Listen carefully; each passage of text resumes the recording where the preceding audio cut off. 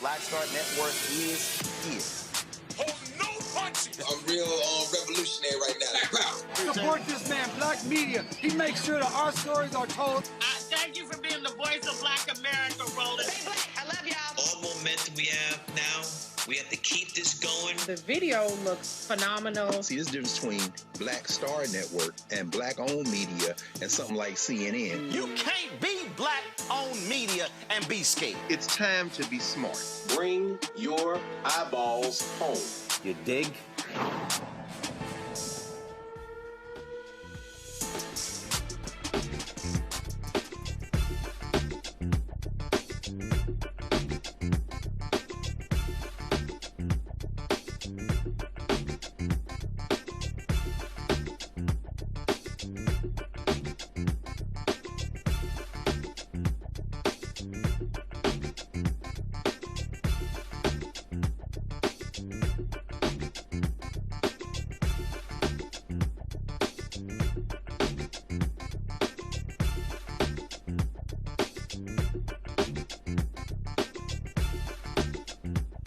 Today is Friday, March 20th, 2026. Coming up on Roland Martin Unfiltered, streaming live on the Black Star Network. A federal judge in Tennessee has blocked a Chapter 11 bankruptcy filing made earlier this week by Uncle Nearest CEO Fawn Weaver. She took to social media to say that the receivership is over, but it's not. Black home ownership across the country still lags behind white home ownership. According to a report from Habitat for Humanity, the president of the National Association of Real Estate Brokers will join me to discuss how they are working to close the gap. A judge has ruled that has given the green light on a racial bias lawsuit that two black female executives have brought against McDonald's. Next month, the U.S. Supreme Court will hear oral arguments regarding the Trump administration's attempt to end the temporary protected status for individuals from both Haiti and Syria. I'll talk with one of the leading Haitian-American activists who's fighting on their behalf. And the head coach of the Tuskegee University men's basketball team has filed a $1 million lawsuit against Morehouse after he was handcuffed after a post-game handshake. Lots to break down. It is time to bring the funk. I'm Roland Martin Unfiltered on the Black Star Network. Let's go. He's got it. Whatever the biz, he's on it.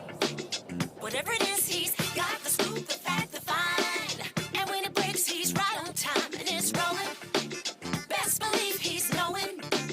Putting it down from sports to news to politics. With entertainment just for kicks, he's rolling. It's on go, y'all. It's Roland Martin, yeah. Rolling with Roland now. He's funk, he's fresh, he's real, the best, you know he's Roland Martin now.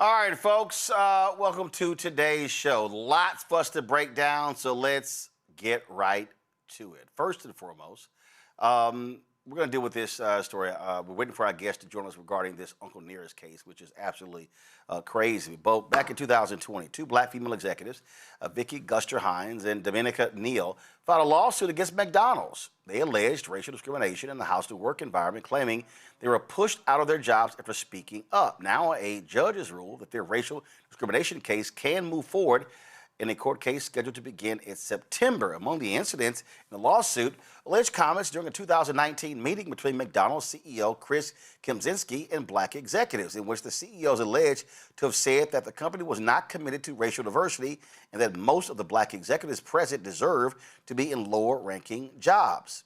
The judge also noted comments made by another McDonald's supervisor in which the plaintiffs were depicted as being angry black women.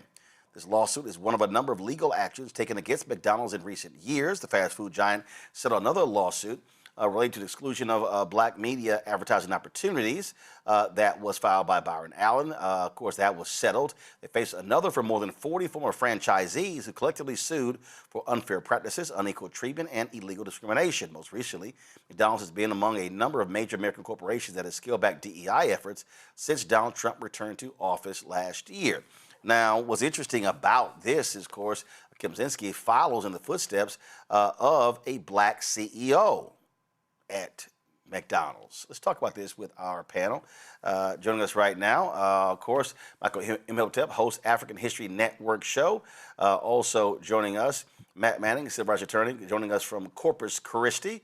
Glad to have him. And of course, Candace Kelly, who joins us from New Jersey. Glad to have all three of you here. Let's, of course, get into this whole deal here. What's interesting is that, so Candace, when a judge says, hey, this can move forward, I mean, the judge has looked at the evidence and said that it's worthy of going to being presented before a jury. Yeah, and this is one of the things that's crucial with the court system. We don't want people using the court system to their advantage just because they can, right? The court does not want to waste their time. They don't want people to waste their time. And you really are in a position when, as you said, where you're doing well, where the judge says, you know what, this case actually has the merits to go further. And so that is a big plus for these women to understand that he can't decide the case by dismissing it or giving it some type of summary judgment. He's actually going to have to leave it to other people, a jury, to decide. And that always reflects very well in terms of determining whether or not you have a very good case to proceed. Because otherwise, if it wasn't good, if it wasn't good and wasn't meritless, the judge would have said it's going to stop here. Look, lawsuits are filed all the time. And corporations like McDonald's, listen, they try all they can to get these things dismissed before they even get to this point. And so clearly, what you now have is they're going to trial. Same thing happened in the Byron Allen case. And of course, once the judge made that ruling, then they later settled. Was that for me, Roland? I didn't hear the first part. Yeah, you're exactly right. I mean, look, I literally took 5 depositions today because I'm facing a motion for summary judgment coming down the pike pretty soon. So you're right. I mean, if a judge has determined that there's enough to get over it, that motion for summary judgment is usually the point in a civil case where it's basically, if you get past that, you get to go to a jury and maybe make all those allegations even more public. And if not, your case dies. Now, what's very interesting about this case that I do think is problematic is apparently the judge did dismiss the part of their claims that said that they had been passed over for promotions. And I think that's really problematic because if you have a workplace where the evidence is clear, they're being called angry black women, and you understand the import of that racial epithet, then it stands to reason it is not a far cry logically that they were also passed over for promotions. But outside of that, I think it's good. And I think if McDonald's is smart, they'll go ahead and settle this case, because if you have text from a CEO talking about he has a narrow worldview, then that's about as good evidence as you get that the problem starts at the top and trickles down to the bottom, and a jury will likely compensate them very well for that. Michael, Don Thompson was a CEO of the worldwide CEO of McDonald's for 18 months before he was forced out. And I know for a fact when Don was there, frat brother of mine, he had there were a lot of black folks, a lot of black executives in critical positions, and a lot of those folks were no longer there when he was moved out. And so top executives always change in the companies when there's a new CEO, and that is the case here. And so, again, based upon previous cases, I would not be surprised if McDonald's wants to settle this, because the last thing you want, look, depositions are one thing, but when you start having folks testify in open court, and then when if you have folks corroborate statements that are made, not a good look. Absolutely. Well, one, I remember when Don Thompson was CEO of McDonald's. I remember reading about him in Black Enterprise magazine. I remember you talking about him as well, Roland. So, this is not good for McDonald's that has a significant African-American, has a significant segment of their customers are African Americans. They market heavily in the African American community. So I read the article from Black Enterprise, and a couple of things came to mind. Number one, if you have these African American female executives that were treated like this, alleging racial slurs and being called an angry black woman, et cetera, then how are other employees who are not executives, who are African Americans or females, how are they treated? Okay. Now, I do understand that, like, the majority of McDonald's restaurants are franchisees. It's not corporate owned, but it just caused me to start thinking, well, wait a second, how are other people treated?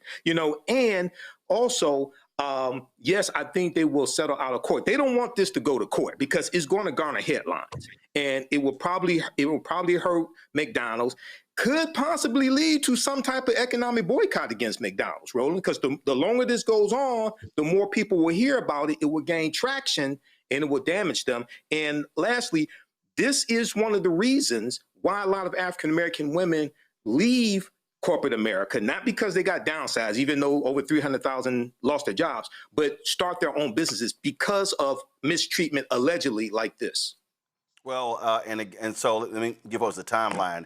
So Don Thompson was forced out, and then you have Steve Easterbrook who took over.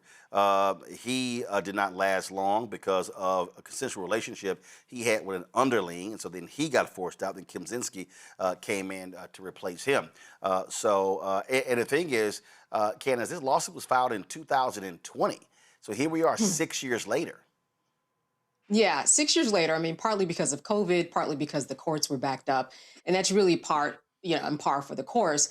And generally, cases like this are going to take maybe, at least a year and a half to a year if you're gathering all the people, because this isn't something that is just about this particular franchise, as we know. You've talked about cases that have to do with this same type of background, whether it's franchisees getting a bad location, because we know that McDonald's is all about the real estate, or resources that they're offered, or getting retaliated against because they don't say yes to a particular location that's really bad, and you're not going to get that foot traffic. So this is nothing new, and while it's a long process, let's hope at the other end that these women, if their case is proven right, which I'm sure, because we know that this is representative of the whole McDonald's franchisee process, that they're going to get the money and win that they deserve, and also get the monies that they need in order to pay for those attorneys. Because when you say 2020, you're talking about 6 years of attorney's fees, and that in and of itself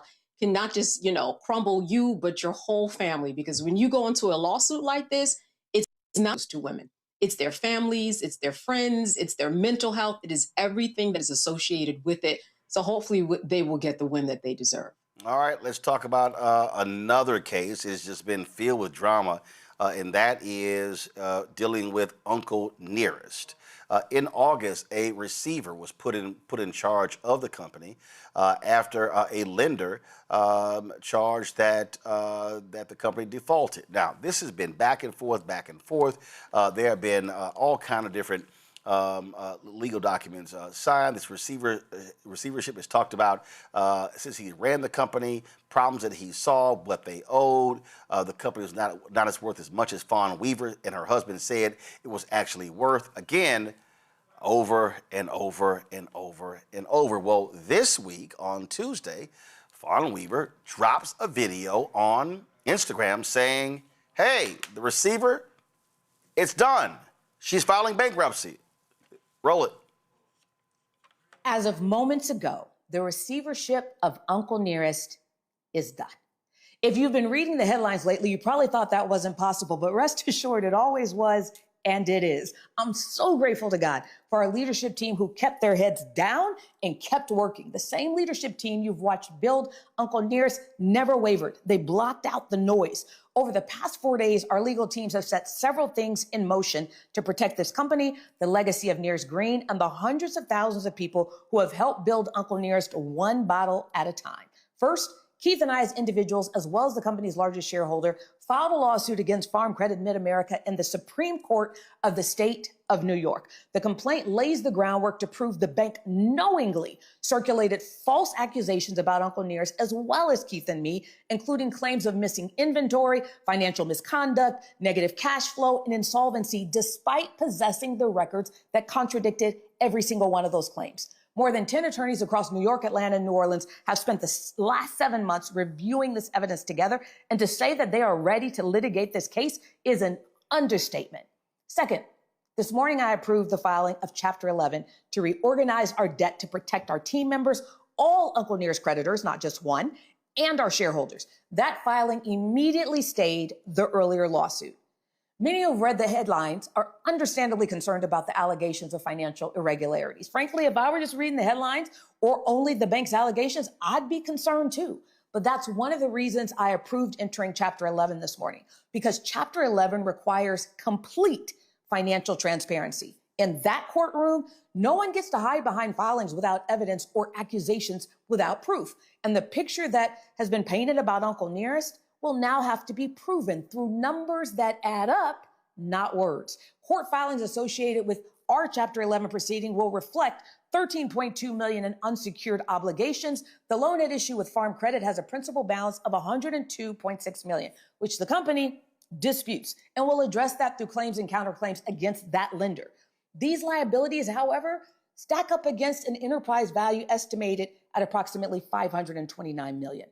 Chapter 11 is what has allowed so many of America's longest standing companies to keep growing after running into challenges. My favorite airline, y'all know, is Delta.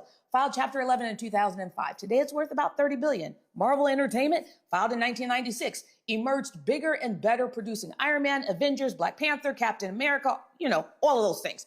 And as founder and CEO, the responsibility for addressing this and moving the company forward ultimately rests with me and me alone. I should have seen the signs sooner. I should have acted sooner. I wish I had. But I can't go back and change the past. What I can do is make better decisions moving forward, beginning with making sure the story of Uncle Nearest is never again pulled away from what it should have always been about: the legacy of Nearest Green and his family, the legacy that deserves the truth. Okay, here's the problem. Federal judge said none of that should have been said or even done. On Thursday, U.S. bankruptcy judge Suzanne Balknight ruled that Weaver, who launched Uncle Nearest in 2017, was not authorized to file the bankruptcy petitions she submitted on the company's behalf earlier this week. Again, they're under the control of an appointed receiver to steer the company while the company faces a lawsuit of more than $100 million alleged unpaid debt. And so this has been going back and forth. And the only responsibility that she really has is marketing. They said, if the receiver in previous documents said, that's really the best thing that she can do while he is handling the business side. He also said in court that video that she put out has caused problems because many other people have been phoning him saying, hey, what's going on? Are we going to get paid? What's happening with the company? It's been lots and lots of drama. Thelma Anderson, creator of the Public Opinion Court and author of Shut Up and Prosecute, who's an attorney who joins us right now out of Dallas. And I saw your video talking about this. And this has really been contentious. It's also been emotional because there's a lot of African Americans who support her, who support Uncle Nearest. She keeps taking to social media. There are other people who are saying, please stop talking, allow this thing to go out. And to then have this judge say, you were not authorized to do this. Now the judge is weighing penalties for ignoring a previous court order. She's been citing another case that happened in Tennessee that was in a state court where they did allow for them to file for bankruptcy. They said in this case, hey, the board has to authorize the bankruptcy. The board was dissolved as a result of the receivership. And so this has folks going back and forth. It's like sort of whiplash as in terms of what the hell's going on. You're absolutely correct. She is causing confusion on purpose. And it is to distract. It's to distract the process and the purpose of this receivership, being able to get to the bottom of why this should be multimillionaire company is in debt. And while this receiver has been in place, this receiver has been able to come in and kind of stabilize things while they try to figure out what's going on. And the one thing about this receiver, she picked this receiver. She is the one that put him in place. She handpicked this receiver. But once this receiver started to come in and started to see, what y'all doing with this?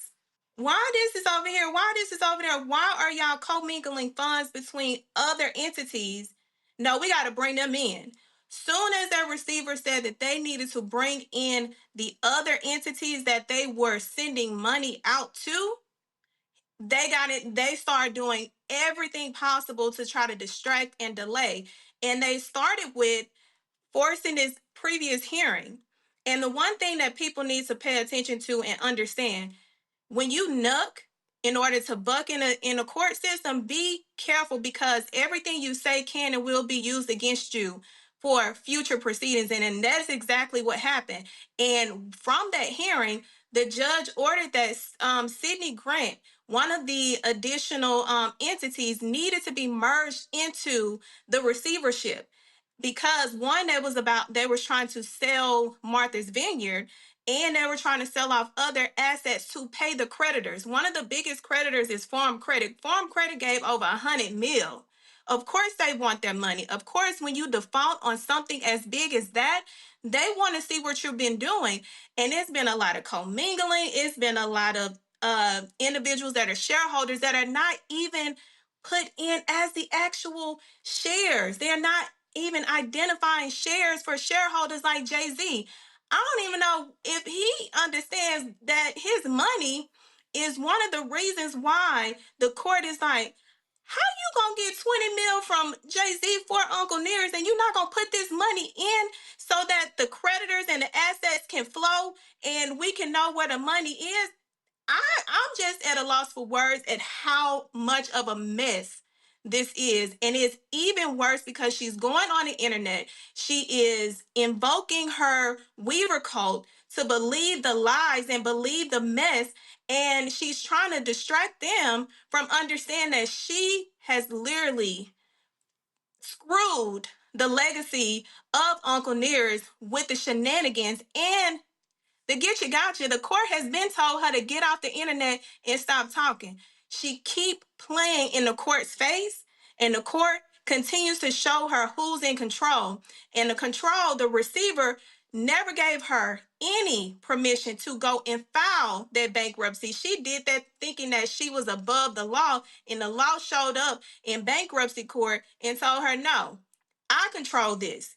You need to sit back, focus on marketing, stop getting in the way. And if you think you coming back, let me show you this case law that's gonna keep you from going back. And you think she learned her lesson? She filed an appeal to the bankruptcy judgment today. Yep, that's what I was just about to say. The appeal was filed. You referenced Martha's Vineyard. There was a $4 million home, or a home that was purchased in Martha's Vineyard, that they claimed they used for marketing, for branding. That receiver, he put that house on the market for some $2.5, almost $3 million, and said they got several offers on that particular house, and so you got that going on. Then you have the allegations of hiding some $20 million that came from Jay-Z, and on and on and on. And the thing is, again, I've been following this.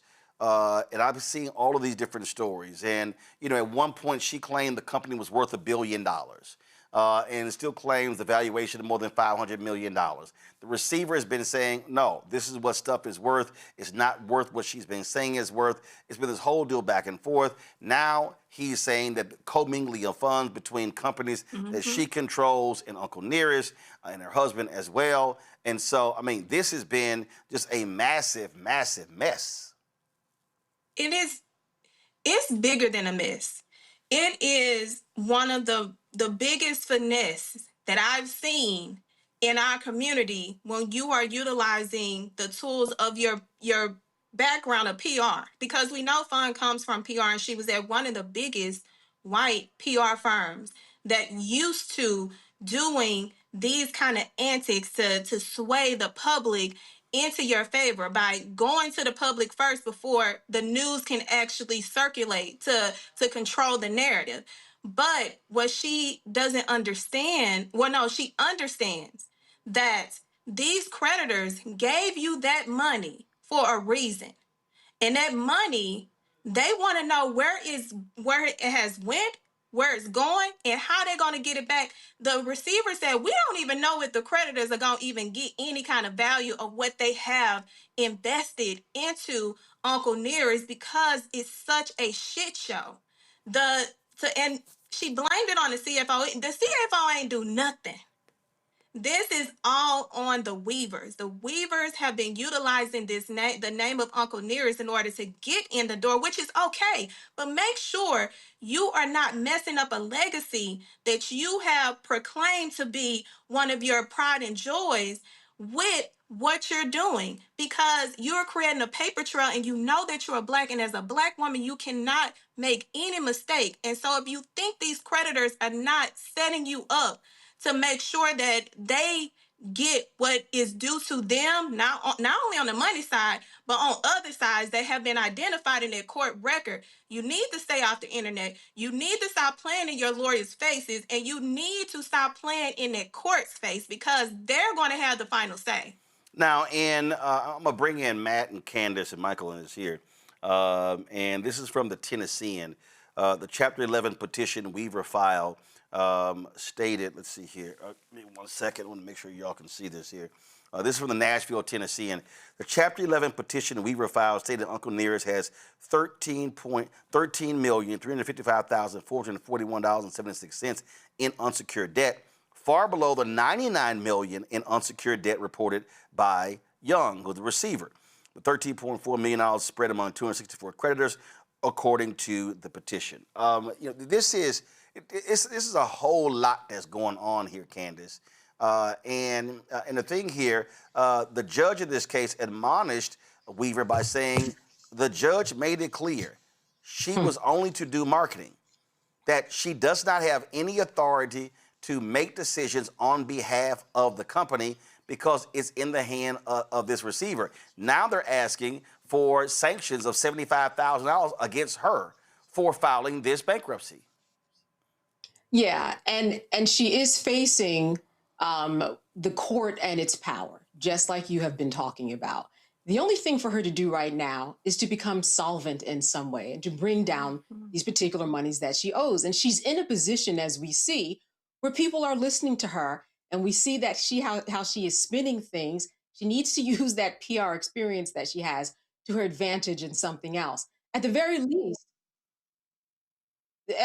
least, they gave her that right in order to try to do better and raise that money.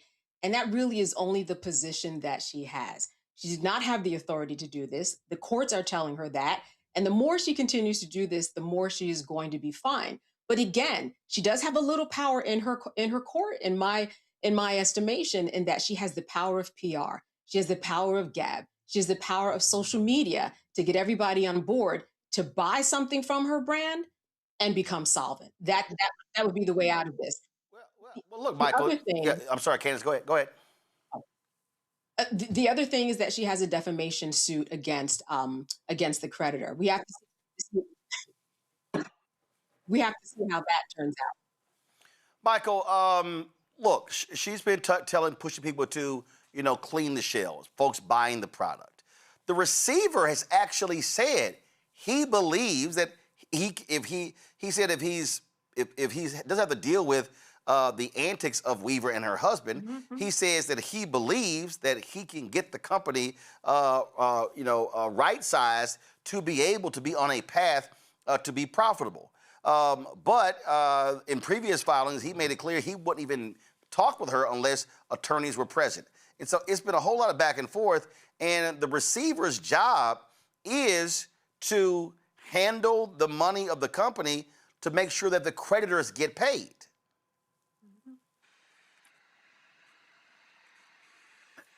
This is a damn shame. I'm sorry. This, as somebody that taught entrepreneurship, helped Black people start businesses, has done case studies, things like this. I don't have all the details, but I've been following this somewhat, and I have so many questions. So first of all, so March 19th, U.S. bankruptcy judge Suzanne Boatwright ruled that Fawn Weaver was not authorized to file bankruptcy petitions. Now, that video that you just showed of Fawn Weaver, Roland, I don't know the date. When did she put that? That was Tuesday. Out because she was... No, that was Tuesday. Okay. So she dropped that video on Tuesday. She dropped the video on Tuesday, literally saying that the receivership is over. It's done because she filed.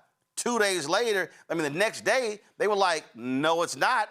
Thursday, the ruling came down. The judge said, I'm throwing this bankruptcy petition out. You did not have the authority to file it. And now her attorneys are appealing that decision. Right. So, number one, I would think that attorneys would tell their client, don't put out videos without running that by us first. because that can be used in court.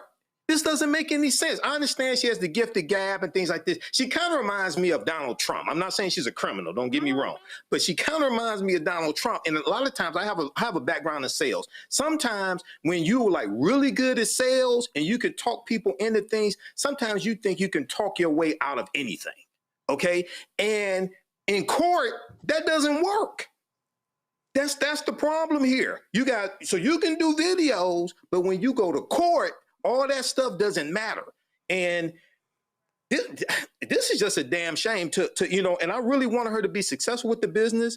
I've managed some companies. I don't know how you got $13 million in debt. Don't have all the details, 264 creditors.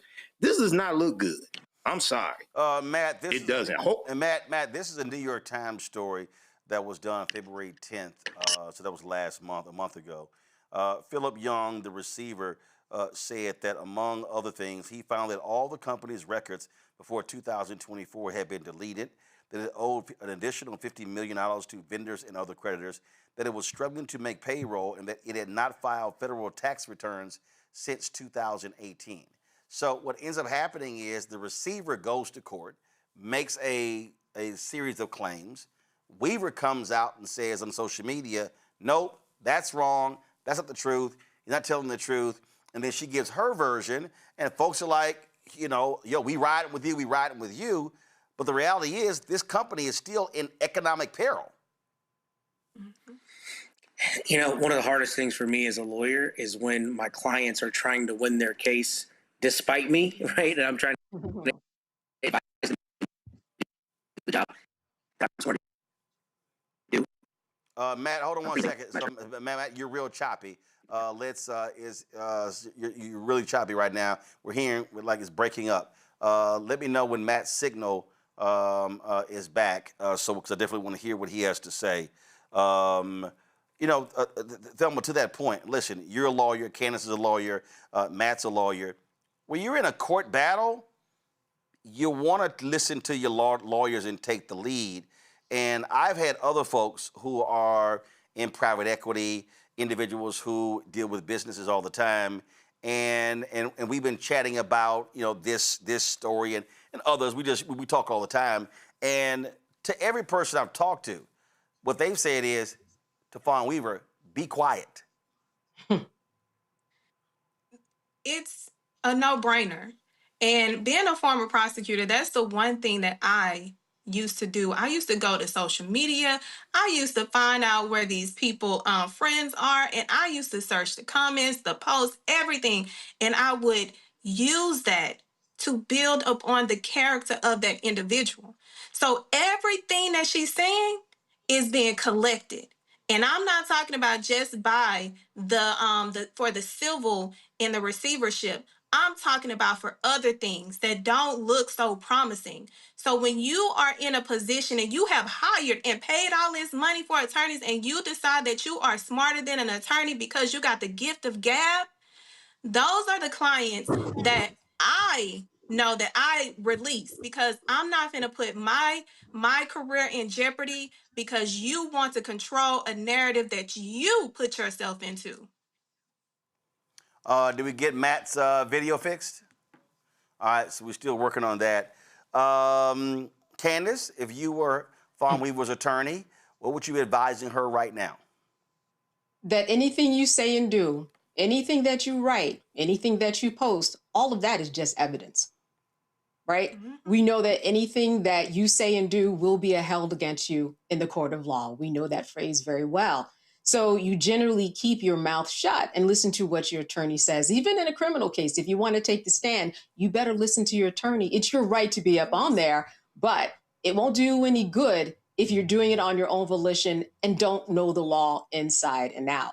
So that's the situation that we're dealing with now. Someone who thinks that she can do something on social media, which she can, she just can't and shouldn't do this particular thing. I think that's one of the takeaways from anybody who's looking at this case, doesn't understand receiverships, doesn't understand what happens when you actually file bankruptcy law. I think that there is a lot to be learned here for an outsider looking in, especially, and even if you do something that kind of goes off the course as she's doing right now. So what she's saying is evidence. I mentioned a defamation lawsuit earlier. That's a civil lawsuit. This is going to be used as evidence, and that's how you build a good case.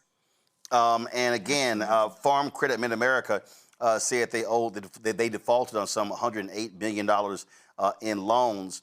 And also what's happening here, Michael, from a business standpoint, listen, the entire spirits industry has collapsed. First of all, millennials and Gen Zs don't drink the way baby boomers and Gen X do. And so that's depressing sales. Donald Trump's tariffs are impacting. Canada has given the finger to whiskey and other spirits from Kentucky. Other companies in Tennessee and Kentucky have been filing bankruptcy, have been shutting down. And so the entire industry is having huge problems. Everyone is trying to survive in this climate. And again, you're this receiver who's saying, yo, I'm trying to save the company, but you ain't letting me save the company. You getting in the way. Yeah, Roland, once again, I'm sorry, this looks like something from a Saturday Night Live skit or something like this. This is depressing. I was a business consultant for 7 years. And if I had somebody that was in this situation and then putting out videos like this, I'm like, what are you doing? Listen to your attorneys. Focus on reducing your debt. Focus on, why haven't you paid your taxes? Why haven't you filed your taxes? Why?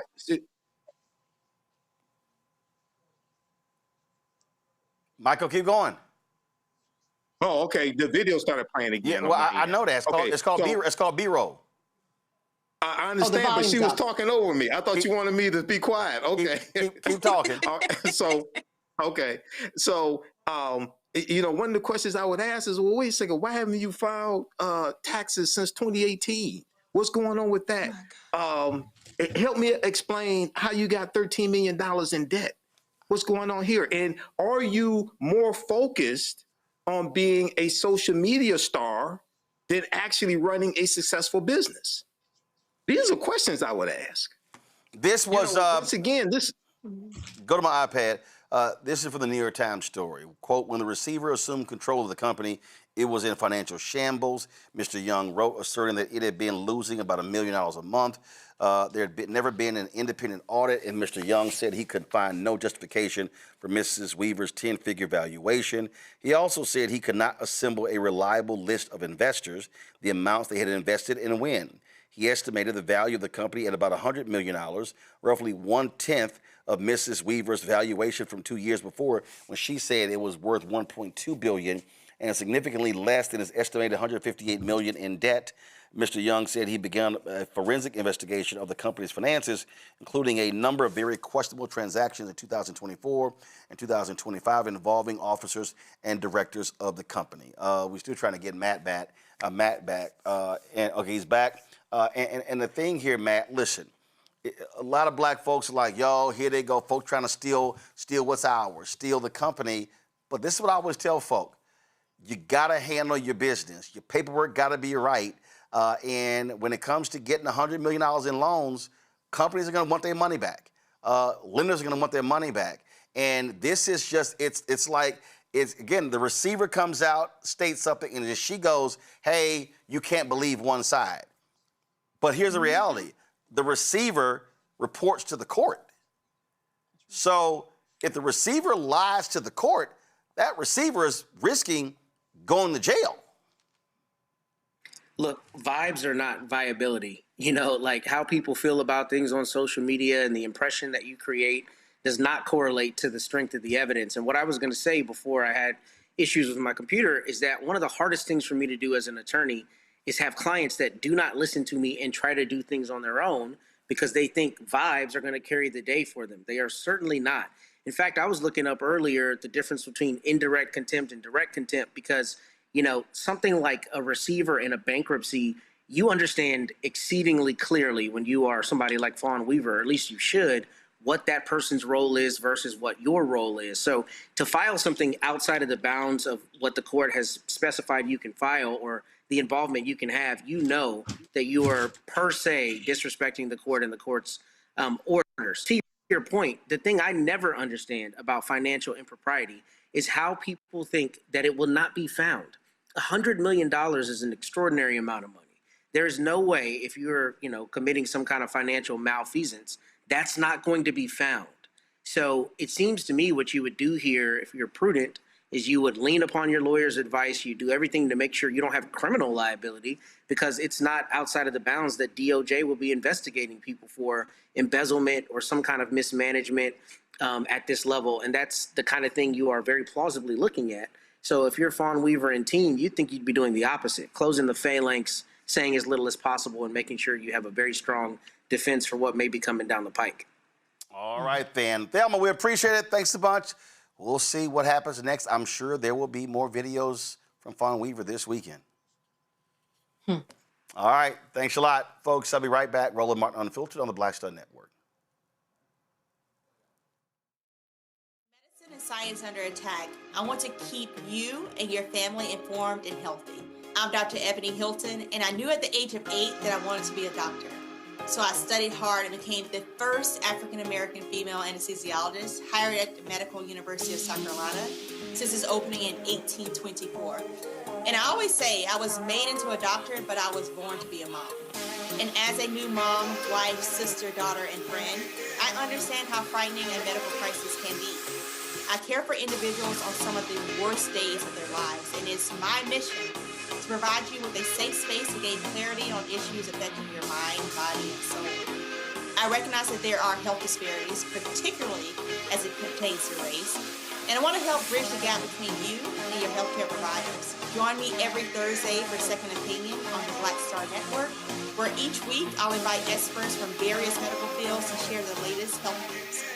We'll discuss topics such as the vaccine debate, mental and sexual health, medical bias, infertility, menopause, andropause, nutrition, and aging. Together with my medical colleagues, we aim to provide you with a second opinion. Don't miss it, Thursdays only on the Black Star Network. What's up? It's Talib Kweli. I'm CEO. This is the Black Star Network.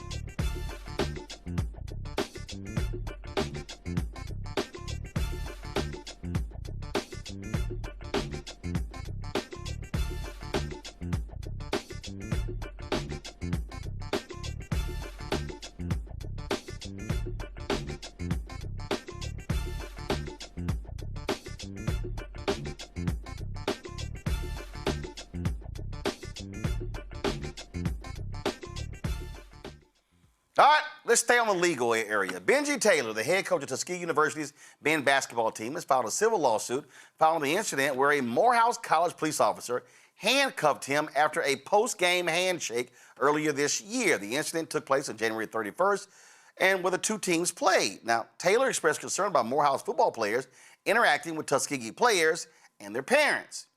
Despite the officer's actions, Taylor was never charged with the crime. In response to the incident, the Southern Intercollegiate Athletic Conference has imposed a fine on Morehouse College and required the college to implement corrective measures to ensure future compliance with security policies. Taylor's attorney, Harry Daniels. Do we have Harry? Okay, there we go. We got Harry. Okay, so Harry, this is what I am still perplexed by this, that the officer makes this decision, and that single decision can cost the school a hell of a whole lot of money that could be applied to educational reasons. It is still crazy to me. I mean, has the officer said anything? Has he? Because anytime I play the video, we break it down, it's like he got pissed off that the coach was, saying what's going on, and he just decided to say, I must put the handcuffs on this dude. Thanks, Roland, for having me on. I don't think that it affected school particularly. This is really an insurance claim that the school has, particularly dealing with these type of claims. They have insurance to cover the incidents of the officers' misconduct or bad conduct. So it's like any other corporation, entity, or city. They have insurance to cover these particular things. But absolutely, we haven't received any response from the officer. The night of the incident, Coach Taylor received an email from the chief of police and the athletic director of Morehouse College apologizing to him. But the damage is already done. Benji Taylor has suffered significant damage as a result of this. He's lost contracts, mental health, going to a counselor, blood pressure issues, hair loss. His good reputation has been tarnished. He won the Coach of the Year, and nobody's talking about that. Everybody's talking about him being handcuffed and perk walked through the Forbes Arena at Morehouse College on that particular day. So it's our job to get some redress for it, rehabilitate his reputation, and show that we will not tolerate any of these type of acts of conduct, not just on any HBCU, Morehouse College, any HBCU, but all colleges, because it never should have happened. Benji Taylor should never been paraded, embarrassed, humiliated in the way he was humiliated. In fact, I think that was a ESPN game where the video was played on the big screen in the stadium, on the jumbotron, and you know, I forgot who was playing when the schools went off on ESPN saying, "Why in the hell did y'all play that?" Right. Actually, the schools that was playing was Morehouse and Tuskegee, playing for the SIAC championship, and the game was nationally televised on ESPN. And inside the arena, you have, you know, throughout the whole week of that tournament, there was never any thing shown on the jumbotron that was shown on actual TV on ESPN. But so happened this game, it showed him being arrested and carried out or escorted out of the gym. That happened on January 31st, 2026. That was a championship game, and that greatly affected his players. Coach Taylor's in the press conference talked about that today, how his players hold demeanor, and it changed. And actually, Coach Taylor, he wasn't aware that the jumbotron had actually showed what happened when he was arrested that day. So he wasn't even aware of it. So he's been greatly affected. His team been affected emotionally, physically, financially, and his reputation. You know, it's sad that a person who we entrust our children to as a leader of men, mentor, a person who's doing the right thing, that's trying to protect his players, the institution, not just his players, but Morehouse College student athlete as well, is ridiculed and subject to this type of treatment. So folks, we brought this lawsuit. Folks, this is the wide shot. You see it right here. You see the coach. I mean, this was only, if I had to time this thing, we're only, give me 1 second, I'm going to move it back here. If I had to time this, I mean, we're talking, it wasn't a long exchange. I mean, it was like, you know, the officer just decided to, okay, let me see here, let me go ahead and play it.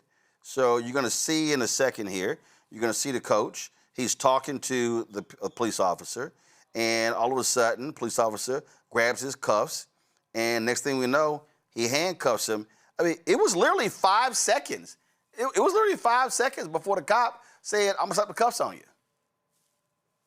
Yeah, you know, a lot of people is questioning or speculating as to what did Coach Taylor say, you know, to have the officer to put cuffs on. First and foremost, Coach Taylor, he didn't, but he could have. He could have cussed the officer out. That's a First Amendment right. You still can be subject to being arrested. You have a First Amendment right to use profanity, so long as you're not using profanity in the presence of children in the state of Georgia, which constitute as disorderly conduct. That didn't happen. He solely questioned this officer as to why he's allowing these football players to be in this line that already have been disruptive and taunted his team throughout this basketball game in a manner that's disrespectful. We get the college students, or, you know, they in rivalry games, they mess with other teams. You know, that happens all over. That's no loss on that.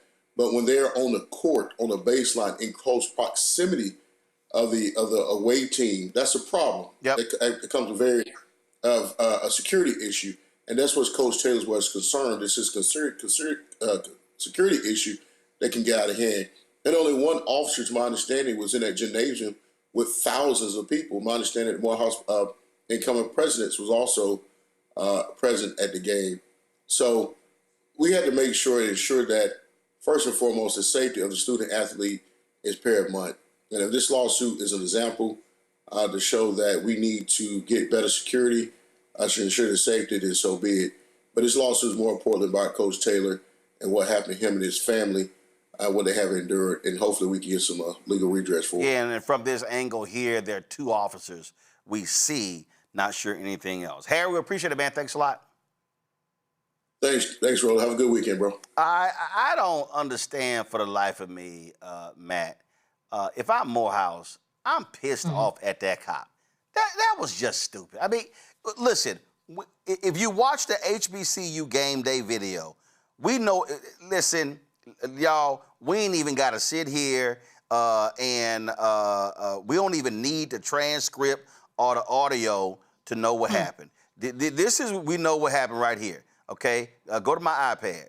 All of a sudden, the coach is chewing the cop out, and the cop, so you're going to see right here, the cop is going to say something. Oh, who you think you talking to? Boom, right there. He's like, oh, there you go, boom.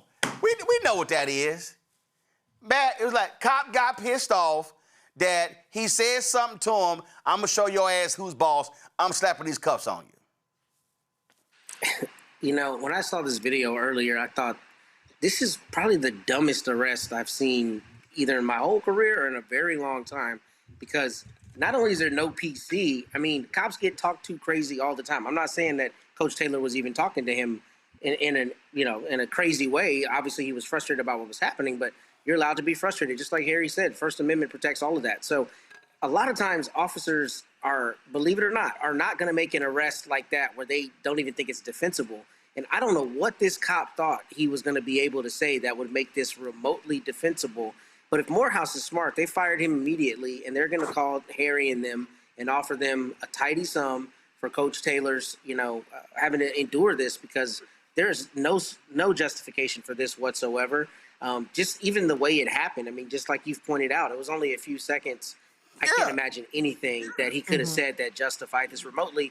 And often in such situations, when you have this many witnesses, you see officers do the opposite. They try to just talk and let it go and whatever, and maybe they say Coach Taylor was, acting poorly, but to actually slap cuffs on him, I don't understand at all how he thought he was going to get there. But I'm sure Morehouse has probably already fired him, and if they haven't, they are very soon to do so. This is the HBCU game day clip. It's a total of 28 seconds, y'all. And all of a sudden, you're seeing this, and then you got other people walking up saying, "Say, bro, what you doing? Like, you really about to arrest him? Is that what you about to do?" Again, Candace, I'm sorry. If you're Morehouse, I don't want a hot-head cop anywhere on my campus if that's how he's going to respond to 10, 15 seconds of a head basketball coach complaining. This wasn't a fan who rolled up on him. This is the head basketball coach of the opposing team. You might want to learn some discretion. Yeah, you might. And you also might want to learn how to respond in a situation like this, because at first, Morehouse apologized, but now they flipped the script. I mean, none of that looks good. It looks like they don't know what they're talking about in regards to this particular cop. But with these federal charges, I mean, we're talking infliction of emotional distress and violation of his civil rights, and just the fact that he lost money, right? That is what he's saying in this lawsuit. So all of this is going to add up to even more, because Morehouse was already fined for this. So now we're in a situation where Morehouse is trying to do more in terms of supporting this particular cop. That is their stance at this point, and it is not going to work out for them. This is someone, if you look as you have at the sound bites of this particular coach and everything that he's gone through, he cannot sleep. He's lost 11 pounds. He has a therapist. He's lost respect. There was a perp walk after a game. I mean, it's incredible. And, I think with the irony of this is that we've got so many professional players who probably should get a perp walk in some of these games. I just can't believe a coach would off of something so small. So I think that Morehouse is going to have a really uphill battle, because they've spoken, they've changed positions, they seem confused. I tell you, Michael, let's see here. You want to hurry up and settle this because, as Candace said, you got fined by the conference. You apologize for what happened. What's your defense? You ain't got a defense. Apparently they don't have one, Roland, because when you read the article from the Associated Press today, March 20th, it says Taylor was not charged. That's my point. He wasn't charged. Schools apologized, and they got fined. So why was he? I'm still waiting on what was the reason why he was arrested. It seemed like the security officers, campus police officers' feelings were hurt. That's all. And he maybe felt insulted because the coach is telling him to do his job and enforce the conference rules. So yeah, they're going to settle this because this does not look good for Morehouse at all. No. Yep. So hey, everybody can't be police officers. Everybody shouldn't be campus police officers. This is an example of that.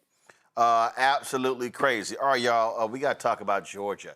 A 31-year-old Georgia woman has been charged with attempted murder after police say she took pills to induce an abortion. Court records show that the woman, Alexia Moore, went to a hospital on December 30th complaining of abdominal pain and told staff that she had taken the abortion drug, misoprostol, and the painkiller oxycodone. Investigators said the fetus survived for about an hour after delivery and that Moore told nurses she knew the infant was suffering because she had induced the abortion. Under Georgia's 2019 law, abortions in the state are banned once a fetal heartbeat can be detected, typically around 6 weeks. Moore has been jailed in Camden County since March 4th on charges of attempted murder and illegal drug possession. If prosecutors move forward with the attempted murder charge against Moore, it could become one of the first cases in Georgia where a woman is charged for ending a pregnancy since the 2019 abortion law took effect. Go to our lawyers. Candace, you first. What do you make of this? Well, listen, this is where we have to really distinguish and look at the law itself. The law itself in Georgia, similar to other state laws across the country, is that you are to punish the provider of these particular drugs. She got these drugs in a different state. She brought them across lines into a place where she was not allowed to have them by law. What happened, unfortunately for her, was the whole reason why she got the drugs in the first place, and that was that the baby was born. So after that, they moved into a different arena of drugs and crossing state lines and punishing the person providing the drugs, to now we have a baby that was born for 1 hour, but this was a human being that lived on this earth. And that's where these particular murder charges come in. So all of this is really being played out in real time because it's unprecedented. And even when we look at other cases in other states, there are different results depending upon the status of that baby, depending upon who the provider is. But now we've moved into a whole different territory now that that baby was born. And as you said, there was an admission on her part that the reason why this happened is because she took those drugs. So it's hard to even have an answer in terms of, okay, what's going to happen? Why, Roland? We don't have the precedent. We are in the middle of precedent-setting times. So we have to see how this one turns out to see how the next cases will come out, because this is one of the first in order to kind of get this far. Matt? So I'll take a little different tack than Candace on this. I mean, I think her defense is actually going to have a pretty hard road to hoe, because if the investigator is to be believed, she allegedly said that she wanted the baby to die. That's going to be incredibly problematic, right? Because a lot of the conversation and rhetoric we've heard around how these cases would be prosecuted are behind a woman's right to choose, not the specific intent to harm the baby, right? Here, she's told this allegedly to the investigators that she wanted the baby to die. So I think that is a huge problem from the context of a murder charge. And I think the bigger issue for the prosecution is whether there will be proof that before the child was born, there was evidence of cardiac activity having been detected. I know the child was old enough to have cardiac activity detected, but that to me seems to be a huge proof issue, because if there's not evidence that there was ever any prior detection of cardiac activity, then I don't know how she can be prosecuted, because there wouldn't be evidence that the baby was found to actually be viable at that level. Now, whether it could be viable is a different question of whether there was actual evidence. So I think that's going to be where the breakdown occurs, and where really the rubber's going to meet the road on this case. I do think it is a scary prospect that you're prosecuting in some states what is considered a medical procedure in other states, and that discontinuity, creates a problem across the United States. But this particular case, I think, may actually not be as difficult for them to prosecute. And if you look at the article, that's what a defense attorney there in Georgia said, that they thought this was actually a legitimate charge. I don't think this is the way murder charges should be brought, but I do think she's actually going to have an issue in court, depending on how the evidence shakes out. Michael. Yeah, Roland. One, this is a tragic story. Two, yeah, I think she's going to have a hard time defending this. I think it's a stupid law in Georgia, but once again, I think she's going to have a hard time defending this as well. But it does bring into all these different issues going across the state line, not having a legal precedent as well. So we'll see how this turns out. But this is a disturbing case, all the way around. And I remember when this heartbeat bill passed back in 2019. And we figured we would see cases, like this. And unfortunately, here's one of these cases here. All right, folks, got to go to a break. We come back, we're going to talk black home ownership. We'll also talk about what Dems need to do to attract young black voters. And as usual, it's always the daily stupid thing Donald Trump says. That could really be twice an hour segment.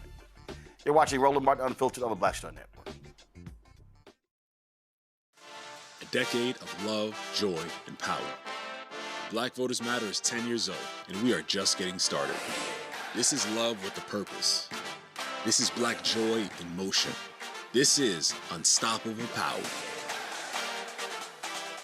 Across campuses, neighborhoods, and back roads, let's go!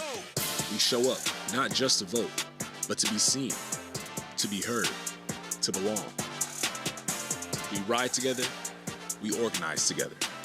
We remind each other that our voices matter, because they always have. Black Voters Matter is about more than ballots. It's about housing and healthcare, clean water and living wages, education, reproductive freedom, and dignity. It's about turning pain into action, turning belief into movement, turning community into power. We don't wait to be invited. We bring the energy. We bring the love. We bring the people. Because when black communities come together, we don't just survive, we thrive. This is how change happens. This is how history moves. We organize, we build, we win. My name is Bill Duke, and you're watching Roland Martin Unfiltered.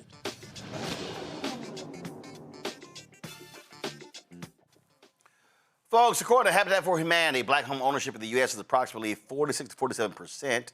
The figure is significantly lower than the white home ownership rate, which exceeds 65%. These disparities highlight ongoing systemic barriers and historical inequities. To address this, the National Association of Real Estate Brokers is leading a series of national initiatives called Closing the Gap through Advocacy, Affordability, and Access. Ashley Thomas is the president of NARAB, so joining us right now. Ashley, glad to have you here. So, okay, so when we say, what specifically are we talking about when we say a variety of national initiatives? What does that mean? Well, thank you first for having me on the show and for all the years of support. I definitely want to talk about what it actually means in terms of closing the gap. We're talking about the wealth gap in America, and we believe we can close that gap through home ownership. So black home ownership has been something that we've been locked out for many, many years. And so we want to definitely take that to some specific initiatives. Specifically, we are going to launch a 8-city bus tour where we're going to start in Philadelphia. We'll go to Baltimore. We're going to go to Detroit, Gary, Indiana, Kansas City, Missouri, Memphis, Tennessee, and we'll go to Little Rock, Arkansas, and then also Tulsa, Oklahoma. And so on this tour, we plan on meeting the people where they are. The American dream has turned into focusing on profit over people and families, and so we want to meet the people exactly where they are. Okay, I got it. Meet the people, but meet the people to do what? What are you? So is there, like, for instance, is there a number in mind?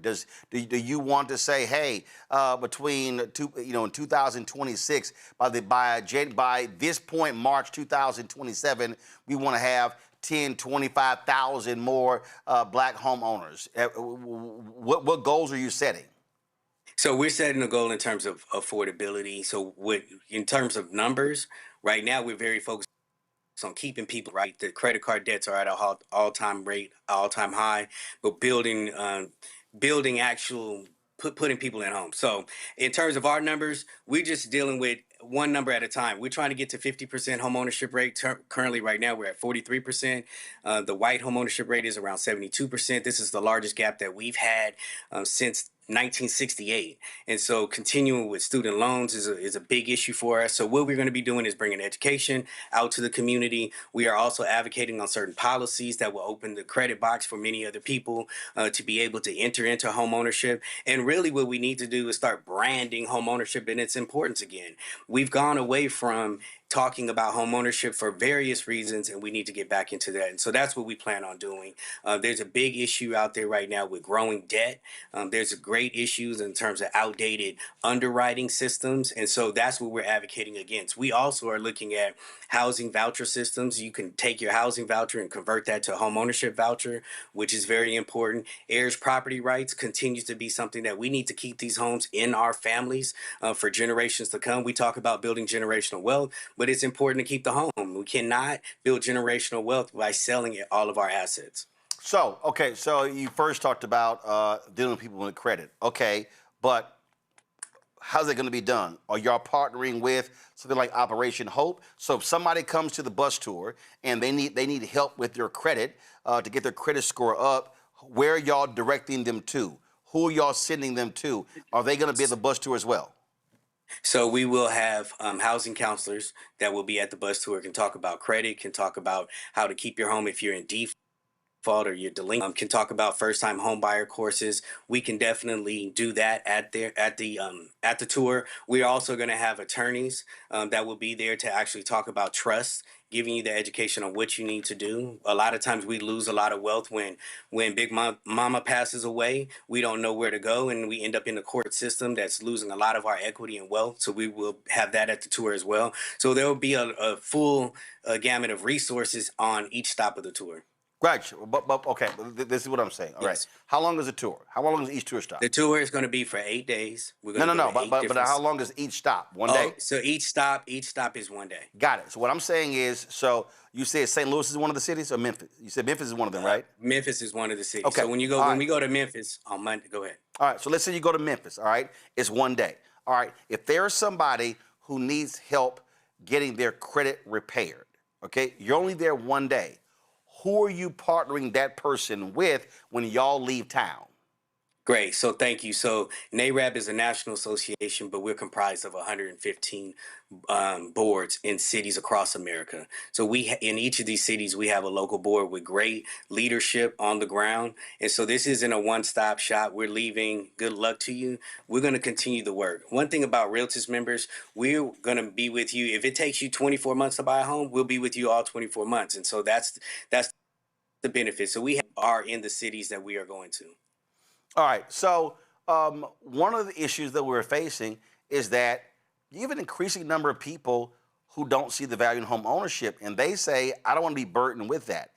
This is not just black people. This is other folks as well. And so how do you deal with that where somebody says, hey, I don't want to be locked into a 30-year mortgage. I don't want to sit here, and I want to have the flexibility to be able to go where I want to go and do what I want to do. And so how are you speaking to that? Because that is an increasing number of people in this country.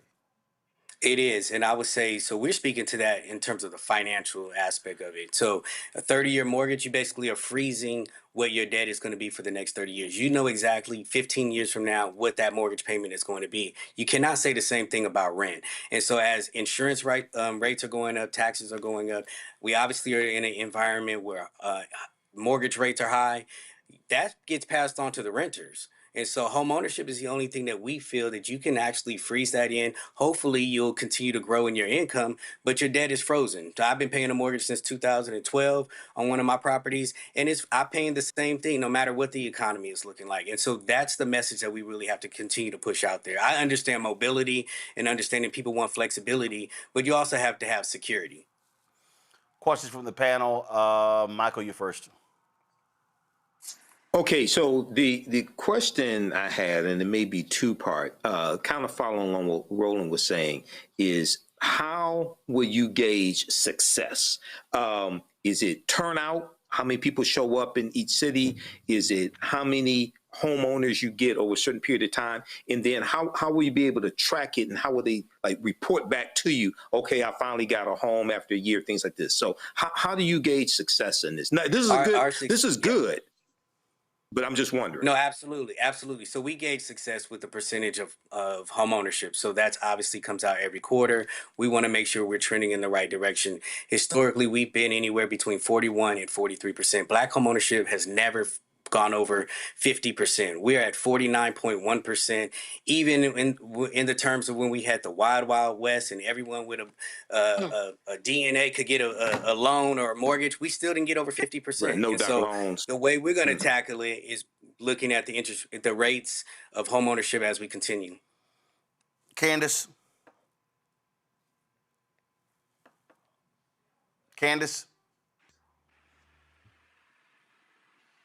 All right. Looks like we lost. So something has happened with our signal. All right, everyone's back. Candace back. All right, got it. All right, Candace, go ahead. One of the things is that, well, I have two things, but I'll just go with the one that was biggest for me, and that was student loans.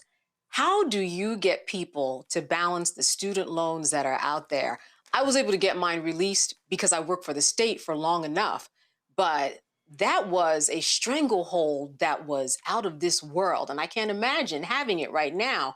And because so many of the programs are changing, even to go to school now, it's hard to even go to school in order to get a degree that might increase your particular salary. But my base question is, what are the options for people who do have these enormous student loans? What's your best advice? Yeah, our best advice is there are a lot of programs out there. If you get on a income-based payment plan, your payment will be lower. It helps you qualify. But really, we need to deal with policy around the student loans piece, especially when it comes to applying for a mortgage. So that's where we're really focused on. We really want to look at that. Student loans are the only thing that requires future calculations when you're applying for a mortgage. And so that's a problem for us. Matt?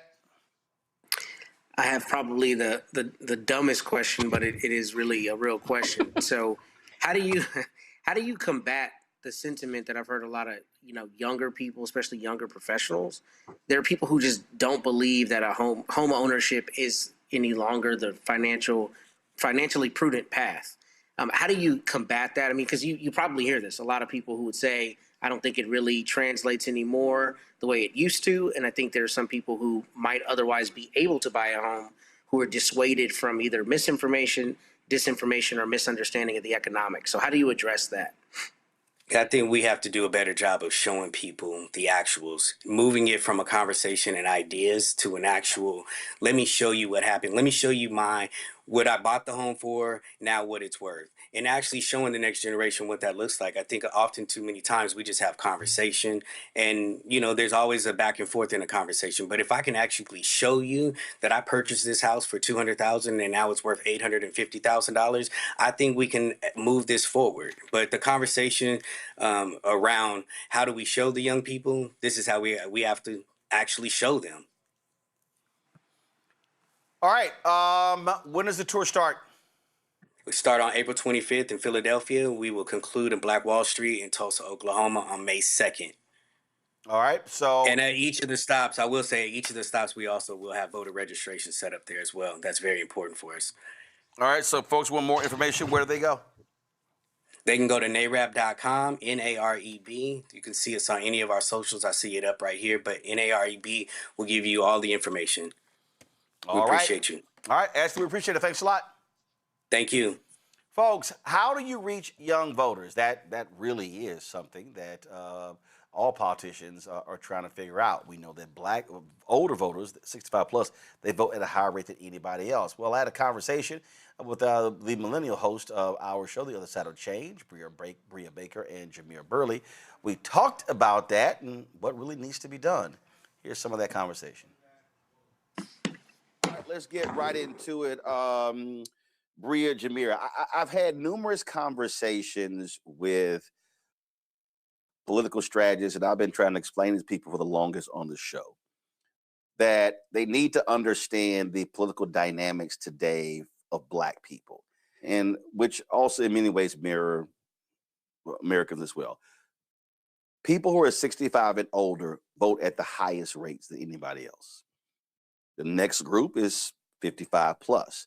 Once you go below 54, the numbers begin to shift. And if a Black person is 65 and older, they likely identify as a Democrat. That's just simply the case. But the reality is, when you start talking about 18 to 35, 18 to 44, less likely to identify. And what I have said consistently is that if Democrats want to capture this demo, especially for African Americans, they're going to have to spend 3 to 4 times as much money and as time in a longer period of time walking through why they should vote for them. This notion that they're just going to vote for you just because, that's gone. That ain't going to happen. And I think we've seen we've seen that borne out in the last 4 to 5 elections. I mean, I have so many opinions. I'm going to keep it real brief, though, so that Jameer can jump in. But I very much agree. Number one, you have to recognize that with each new generation of Black people, we're growing more and more jaded. We have more and more proof of why we are distrustful of the establishment politics. And we feel more and more slighted. We've seen generations before us do things the nonviolent way, do things the electoral way, do march hand in hand in suits and feeling like, well, if that hasn't gotten us anywhere, then why should I keep investing in that same institution?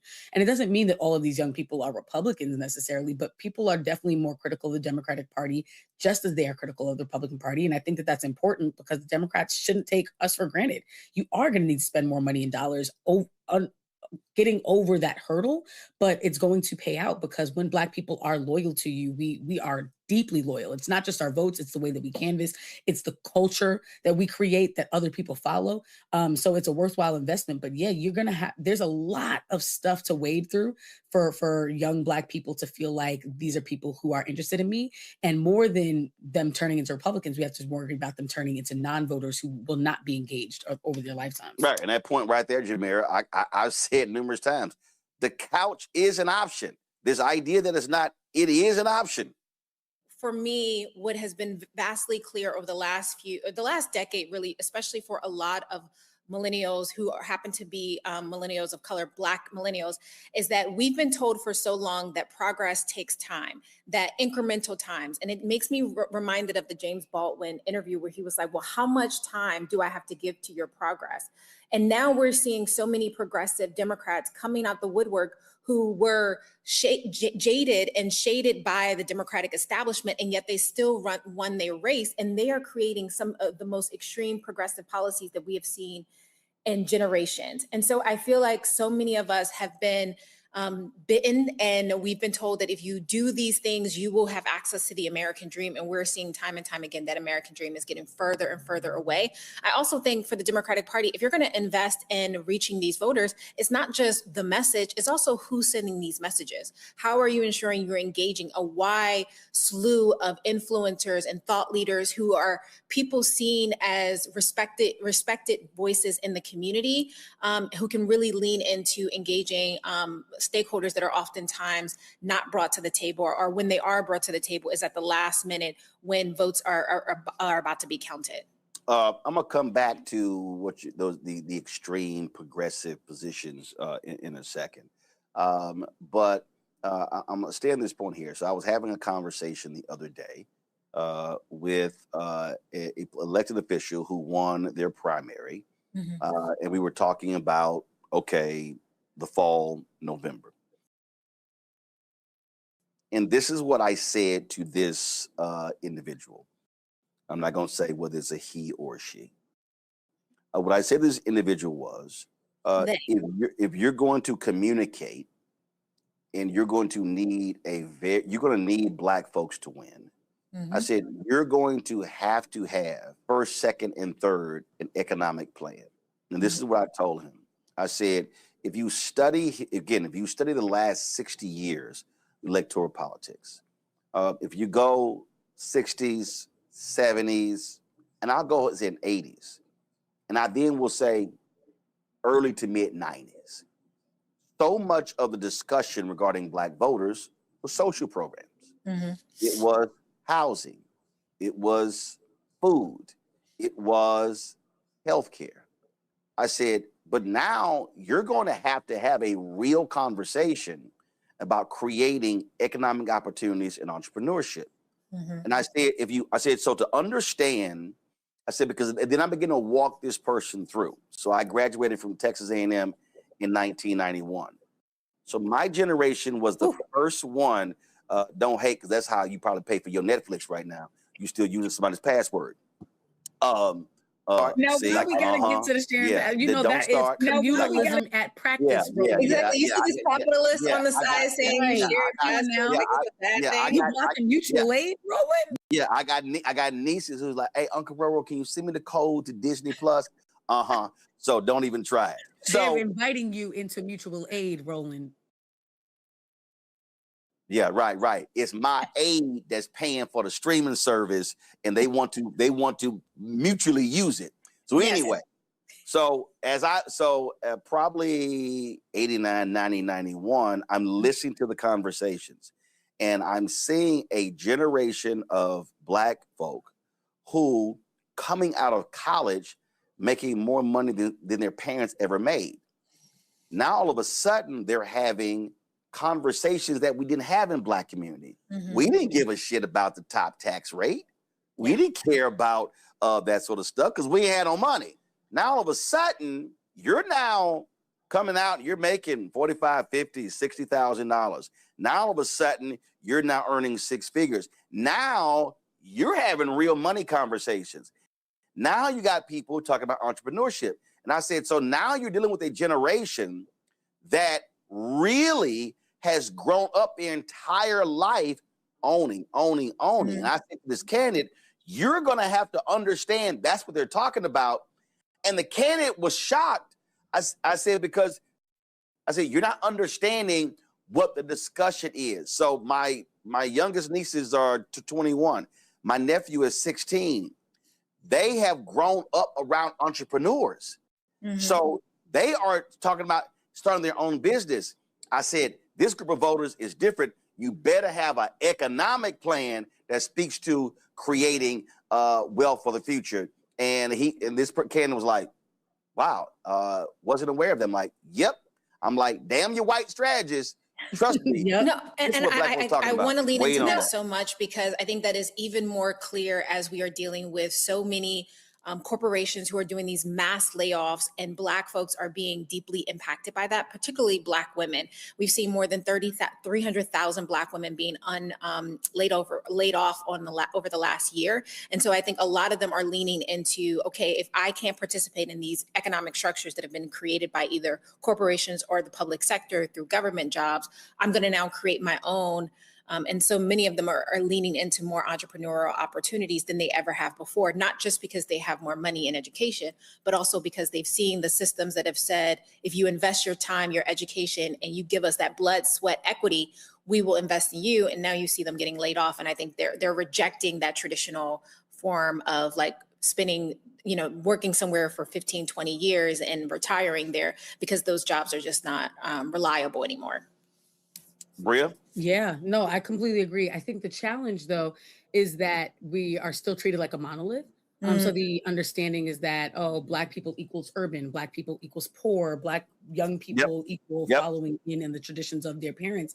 And all of those things couldn't be more untrue. But what is the case is that young Black people are making more than our parents and our grandparents ever conceived of, but we're dealing with a cost of living that is not making sense. We're saddled with student loans and generational debt, becoming caretakers at very young ages because our parents are dealing with systemic issues with their health, and do not have the retirement savings that they need. And so there's this tax that happens to these young Black professionals where we are making more money than we could have ever imagined, and it's not going anywhere. And that is a deeply frustrating thing, to feel like you did everything you were told to do.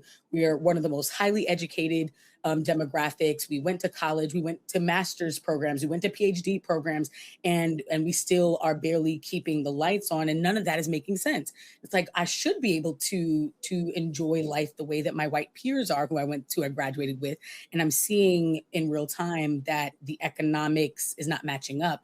And so generational wealth is top of mind for so many young Black people right now. So yeah, economics is going to matter to us. What's happening with tariff wars is going to matter to us.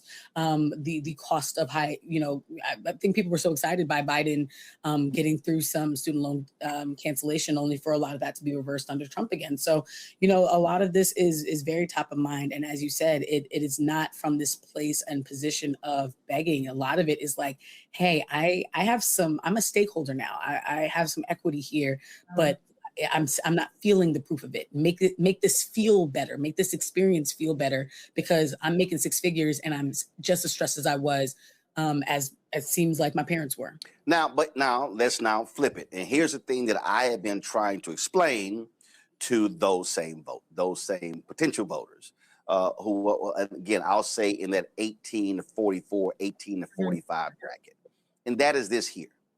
When people go, get it in the mud, bootstrap, or we'll need government help, I'm like, what the hell are you talking about?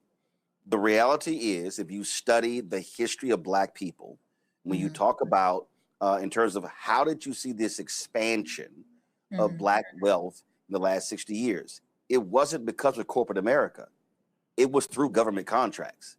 So it was through city, school board, county, state government, federal government. So I tell people, if you want to advance entrepreneurship and you want to advance that, you can't check out a political process, because you need the folks involved to ensure those contracts are coming to our community. And so, not just that, but also zoning. A lot of young Black people are so interested in real estate and building wealth. And zoning is political. Yeah, zoning is so political. They will switch a zoning real quick once you buy some land, so that you can't put nothing on it but a tiny house. And you had visions to put some big super center like that. Like, all of these things are very deeply political. What access you have as a tenant, what access you and resources you have as a landlord, what access you, like, so many of it. So but that's where I think the Democratic Party has a pathway to engaging this community, is actually to help them, to educate them on how all of these things are interconnected. But it's not them. But it's not the party. No, but I'm saying, when institutions like educational systems are no longer teaching that in class, there has to be a gap that is filled. And so if we are saying that one of the gaps is that people do not actually understand how politics impacts their day-to-day lives, then there needs to be an educational campaign that actually spends that time in communities connecting those dots for folks. Yeah, and I think that's why I'm saying that's my party. And this is why I think what I have been yelling, hollering, and screaming is that Black people, we have to go back to citizenship education training. We have to reinstitute the Saturday sessions. We have to do this, because I call it connecting the dots.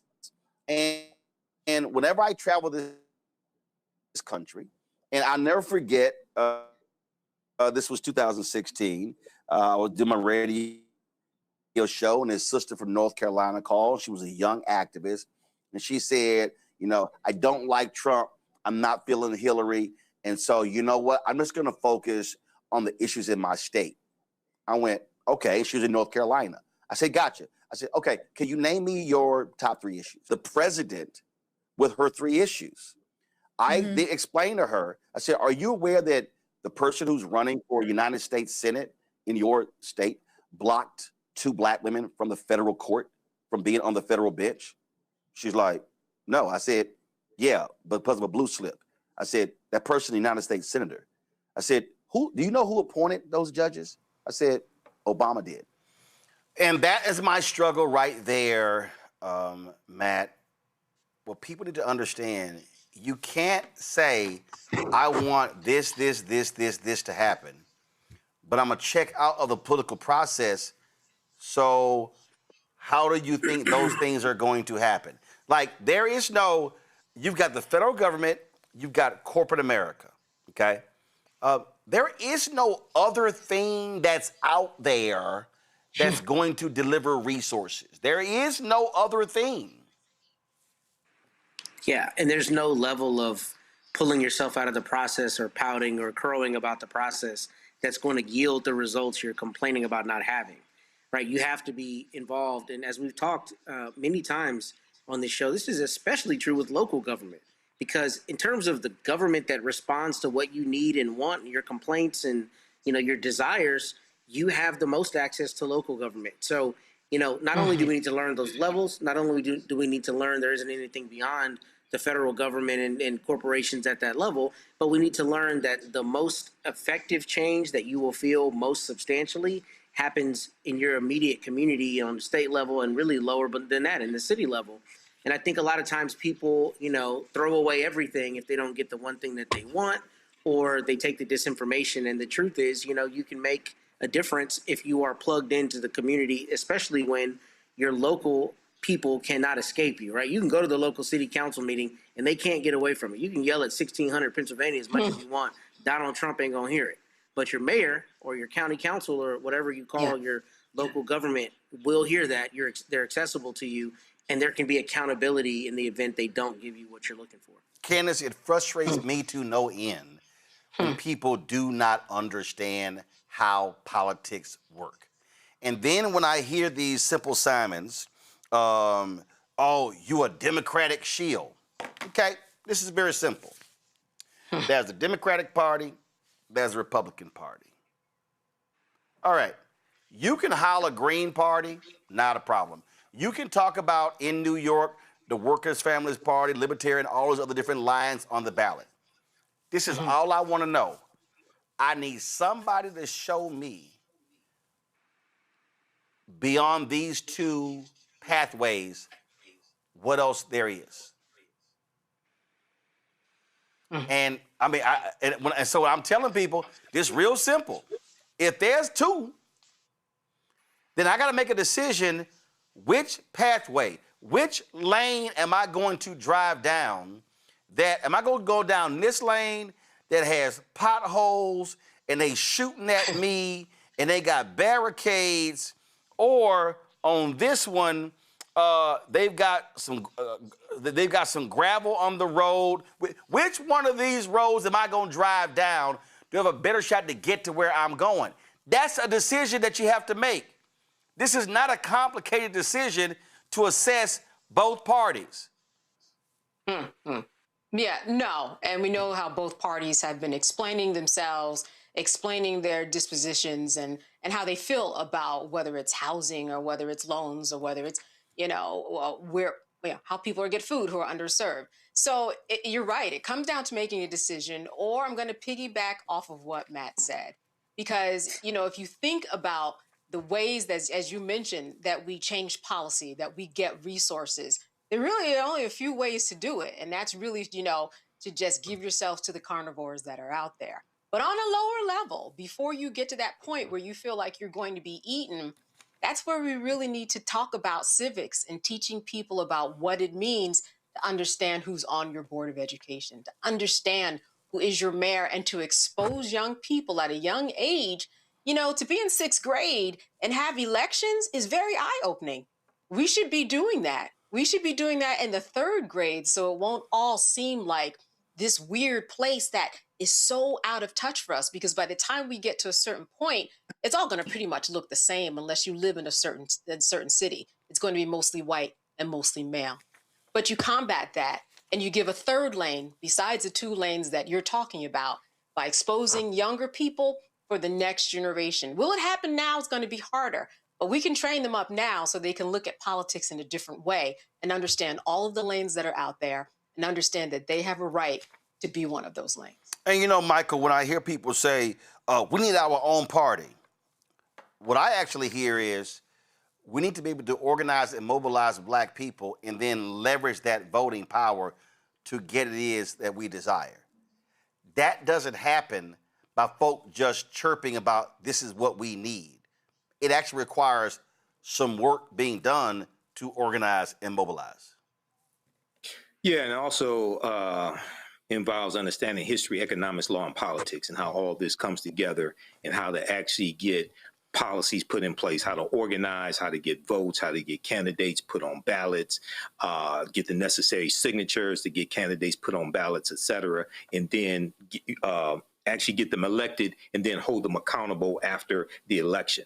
So, I agree with what you said in that discourse right there with the millennials, Roland, that Black people are going to have to do this. We're going to have to educate our people on politics. We're going to have to fund organizing. I've said before, if we're relying, and I know you know that this is not going to happen, Roland, but if we're relying on white people or white Democrats to come educate Black people on how to beat white people at a game called politics, white people created for themselves to win, I don't know what to tell you. That's not going to happen. We have to, I'm neither Democrat nor Republican, but I'm definitely not stupid.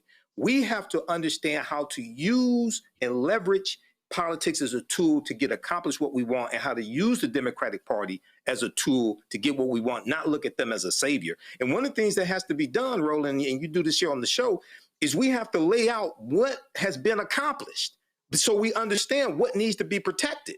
Because the Biden-Harris administration made significant gains, whether it was $17 billion for HBCUs, 2.4 million jobs for African Americans, fastest growth in African American business ownership, 60% increase in household net worth for African Americans, things like this. That's all being decimated right now under Donald Trump because people didn't understand what needed to be protected. Okay, so these are things that have to take place, and we are going to have to do this. I don't look for white people to come educate us on this. Well, I've made this point that, hey, if we want to see Black folks organized and mobilized in 2026, that means our people are going to have to begin to take our coins and take our dollars and cents and say the Black voters matter. Boom, we're going to raise the $5-10 million that y'all need. We're not going to give it to a campaign or to a party. It has to happen. And I'm just simply saying to Black people, it ain't going to happen because you was like, I remember when I was at Texas A&M, we had our Voices of Praise choir. Now y'all got to understand, I'm born and raised Catholic. So I'm sitting here and I'm looking at all these holy rollers, and they are sitting there talking in tongues, and they talk about God's going to provide, God's going to provide, God's going to provide. And I'm just sitting there going, hey, I hear y'all. I agree with the assessment that God will provide. I said, but don't we have to plan a fundraiser? I said, because I'm just saying, I don't think, we were trying to raise some money for some choir robes. I said, I don't think 100 choir robes are just going to show up in the mail with proper sizes. I think we kind of got to do something. Man, them Negroes looked at me like I had questioned their faith. And I was like, I'm sorry, but we kind of got to do something. And this is my problem when I hear these Simple Simons whining and complaining on social media. I'm like, you ain't organized nothing, you ain't planned nothing, or you ain't done nothing, but now you want to say what somebody else is doing ain't working. I'm like, but you ain't done nothing. I'm like, what the hell are you talking about? And that's the craziest thing to me. And so I keep telling everybody, it ain't just gonna happen. There's going to have to be some work involved in order for it to happen. And it's March. I keep telling Black folk, don't wait for October. And we ain't got to wait on no campaign, no party, and no candidate. Right now, we could be organizing and mobilizing Black voters. We don't need anybody. In every city, somebody's watching. Folks could say, we're going to be having a weekly town hall. all right? Citizenship education training, whatever the hell you want to call it, okay? Freedom schools, call it whatever you want to call it. But we cannot maximize black power if all folk are saying, we need this and we need that and we need this. Okay, what are you prepared to do? Quick break. We come back. We're going to talk about the temporary protected status for Haitians. That's going before the Supreme Court. Also, Crockett Chronicles, plus Black Star Network headlines with Brittany Noble. All of that next. Roland Martin Unfiltered on the Black Star Network.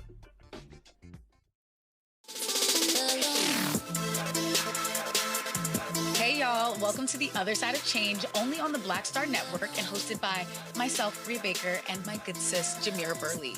We are just two millennial women tackling everything at the intersection of politics, gender, and pop culture. And we don't just settle for commentary. This is about solution-driven dialogue to get us to the world as it could be and not just as it is. Watch us on the Black Star Network, so tune in to The Other Side of Change.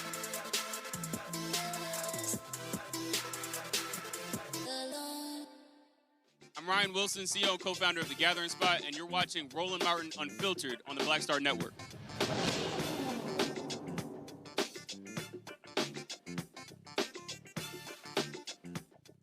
The U.S. Supreme Court will hear oral arguments next month regarding the Trump administration's request to end temporary protected status for individuals from Haiti and Syria. In the one-page order, the court said it will allocate an hour in the second week of April to hear arguments on whether approximately 356,000 people from those two countries should maintain their deportation protections under TPS. So far, the Supreme Court has approved an emergency request allowing the Trump administration to terminate TPS for Venezuela, which has left over 500,000 people from that South American country in a precarious situation without deportation protections. However, the recent order postpones a similar fate for those seeking TPS from Haiti and Syria. Farah Lario, a TPS recipient and national advocate, joins us right now. Farah, glad to have you here. I mean, this is major, and this could have an impact. I remember the governor of Ohio, Mike DeWine, was on Face the Nation. And he was talking about how critical those Haitian immigrants have been to the economy of Springfield, Ohio. Absolutely, Martin. We are an asset for this country. We contribute our life, our talent, our skills to make sure that we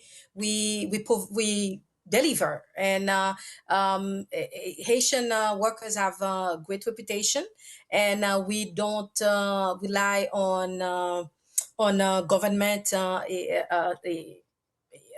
programs, social programs. We are entrepreneurs, and we make sure that we stay in the line, and we come here to for a better life. Based on the promise that America is a land of opportunity for all.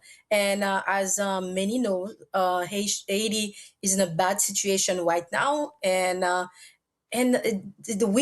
Haitians are qualified for what the statutes mean, which is to protect those who cannot go back to their country. But this administration is based on lies and just to make the decision, and destroying people's life.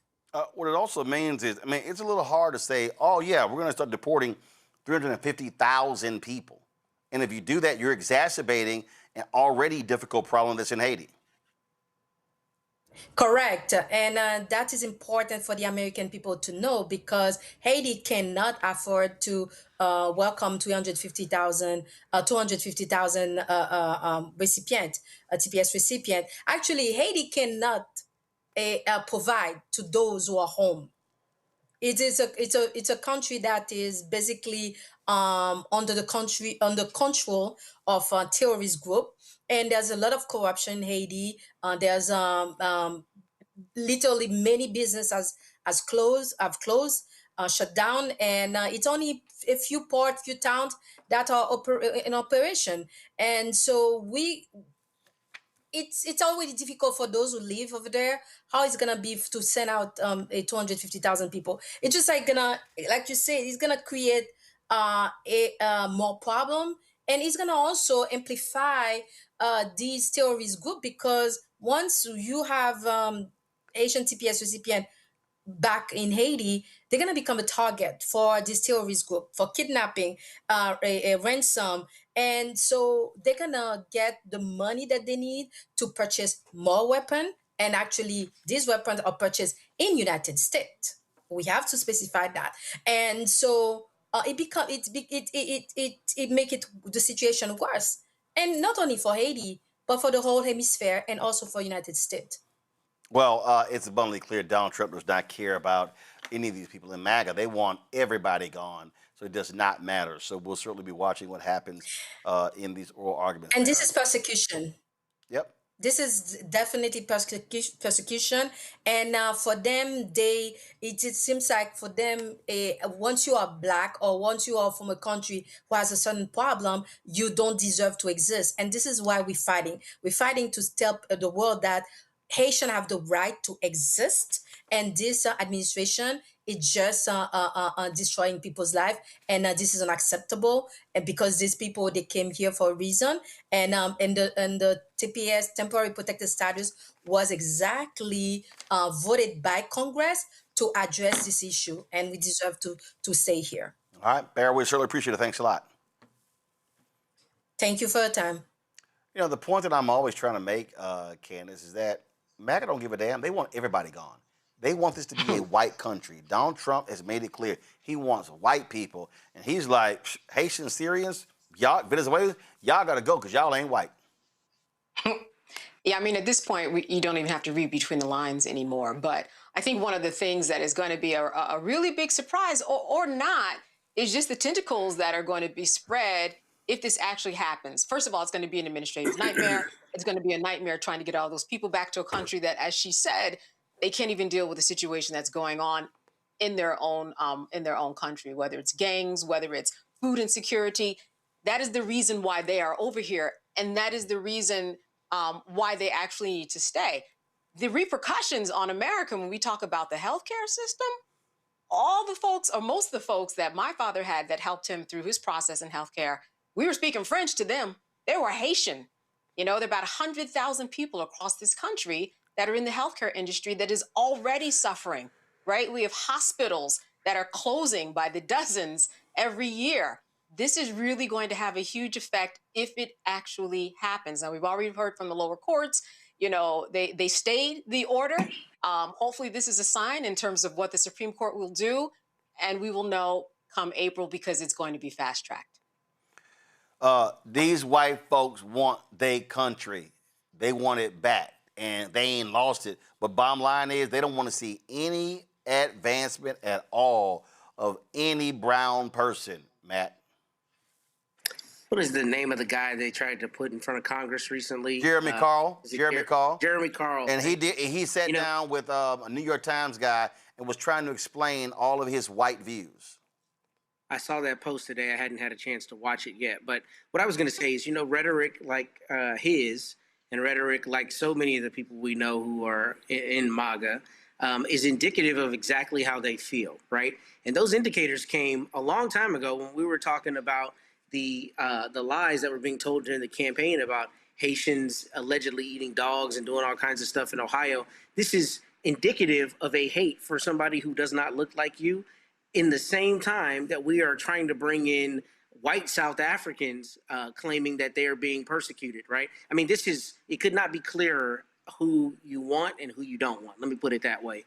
And this is stupid. And the Supreme Court, you know, unfortunately has not, in my opinion, recently made the decisions that are on the right side of the law. They've too often capitulated to Mr. Trump. Now with the recent tariff decision, we know they went in a little different direction. But the point is, I don't have faith that they will not find a way to end what we know should not be ended.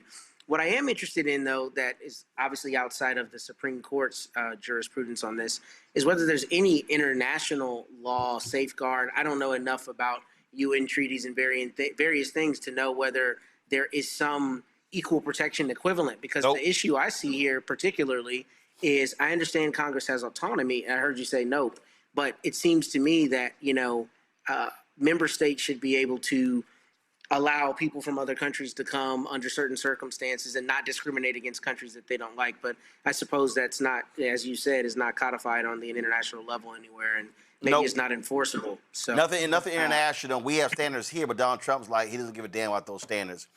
Michael, here is some of that racist Jeremy Carl's conversation.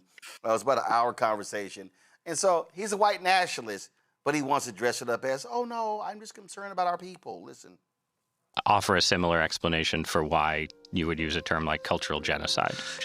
Just because that's, again, a phrase that's associated with some pretty far-right perspectives on the world. I'm thrilled that you asked this because I've used it twice. I don't know if you're thrilled, but you're I am, okay that I've asked it. It's great because I can show how totally disingenuous my critics have been.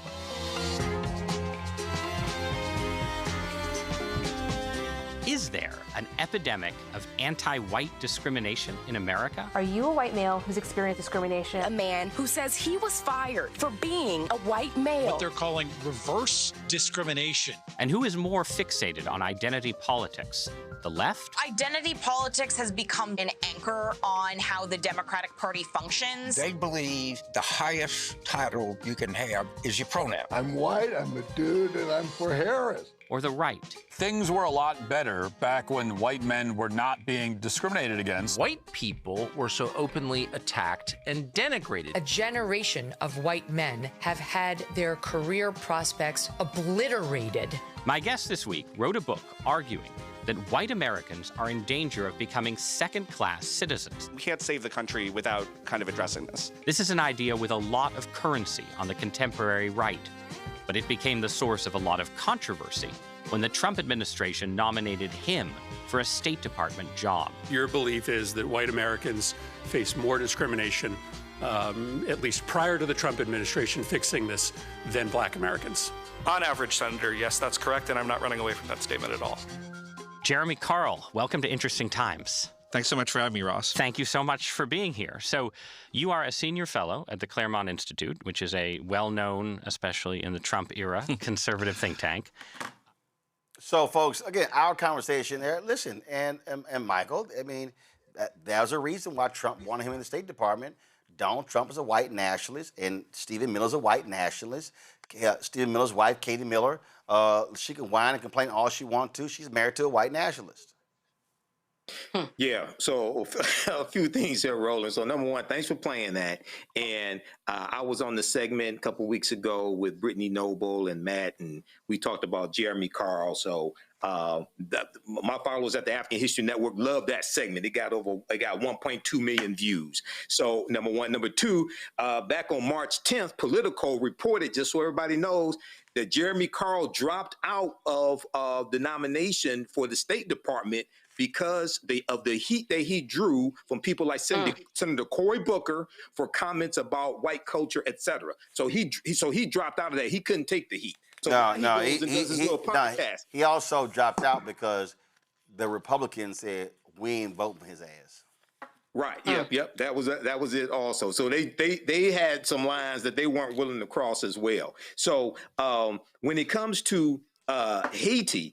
What's interesting, I'm on the State Department's website right now. They have a travel advisory for Haiti, a level 4 travel advisory, do not travel from July 15th, 2025. And it says, do not travel to Haiti due to kidnapping, crime, terrorist activity, civil unrest, and limited health care. Okay, but you want to send, but Donald Trump, who lied and said the Haitians were eating dogs and cats in Springfield, Ohio, now he wants to send them back. Yeah, and there's a travel advisory. Go ahead. Yeah, because travel advisory for white people. That's what it was for. So, but again, I mean, it was for white people. So the bottom line is what their whole goal is very simple. They want this to be as white as possible.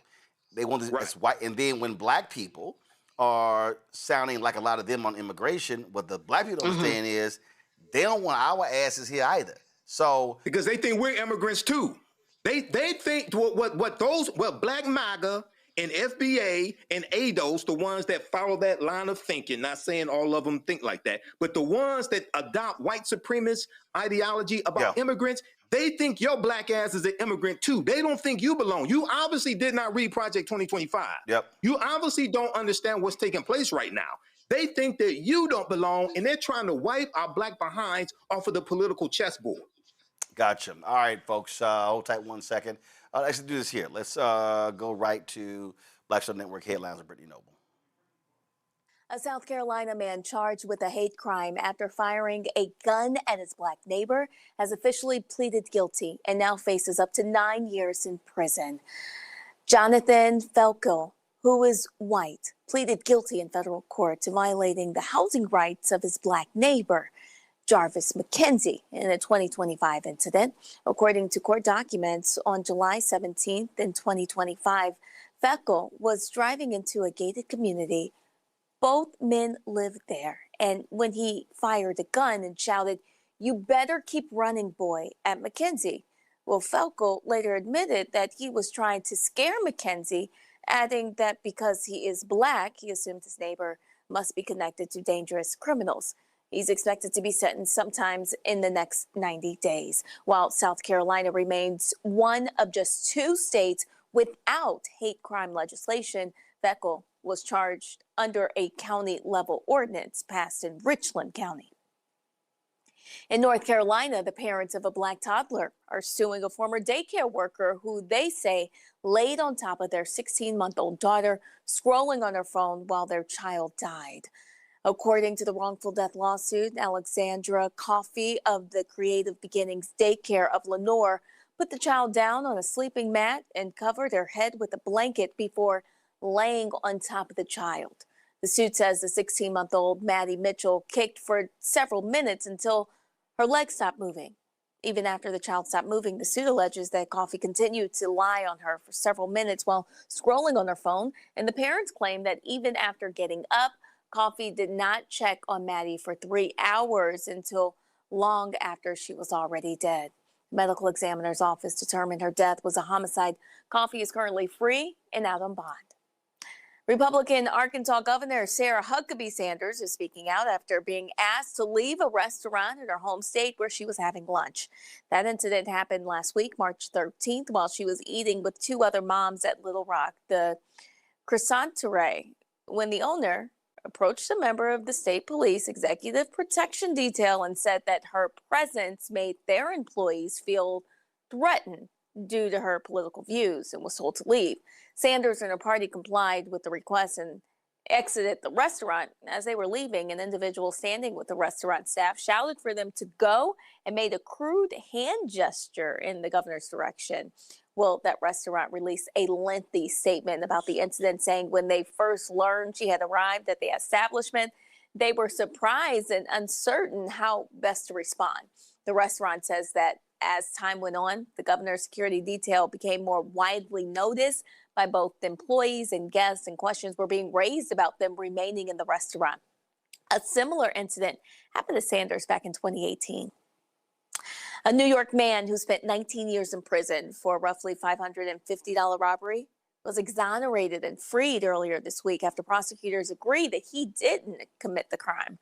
A judge threw out 61-year-old Kenneth Wendley's conviction and dismissed his case entirely at the request of his lawyers and prosecutors.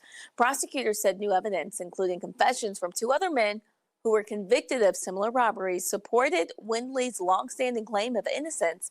Wendley was arrested in 2005 after buying a stove for his mother and a money order that turned out to be stolen from 70-year-old Gerald Ross by 2 thieves. At the time, Ross identified Wendley in a lineup as one of the thieves, and a jury convicted him in 2007 of robbery. Because of prior felony convictions, Wendley was sentenced to 20 years to life in prison. But Wendley was not involved in the robbery and had brought the money order at discount from a couple of acquaintances. Now, according to sworn testaments and interviews with District Attorney's Office representatives, the 2 men admitted to robbing Ross together and said Wendley was not involved.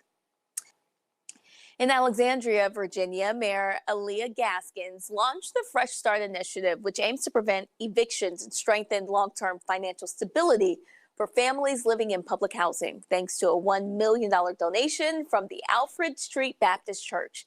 The grant comes after the Alexandria Redevelopment and Housing Authority revealed that they have lost $1 million in unpaid rent over their 445 public housing units due to increased cost of living challenges in the DMV, regional job market, and lingering economic effects of the global pandemic. Well, Mayor Gaskin said that those receiving the grant will still be required to pay rent, but that the effort aims to help families avoid eviction and homelessness. A Miami woman was scammed by an impersonator of popular comedian and radio host Ricky Smiley. Kinsler says that she was scammed after finding an unverified TikTok page she believed belonged to Smiley while seeking donors for her organization called the Leap of Faith Foundation. It's a charity that promotes healthier communities through plays that she writes and showcases.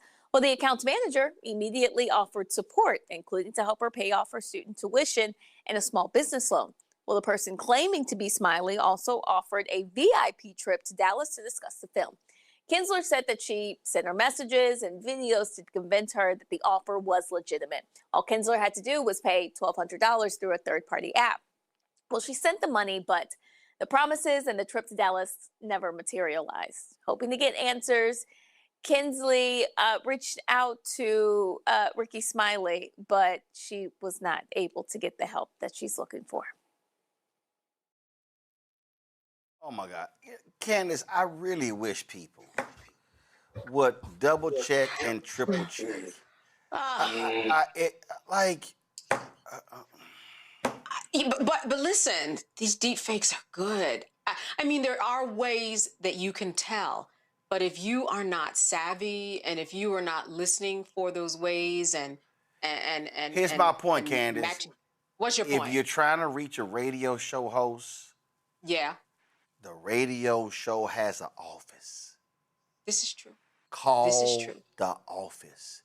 Do not communicate with somebody through Instagram or Twitter. Correct. And you damn sure don't exchange money. And that would be correct. That would be correct. I do notice her age, and that is who they prey upon. And we know that that is a fact. But you are correct in all what you're saying.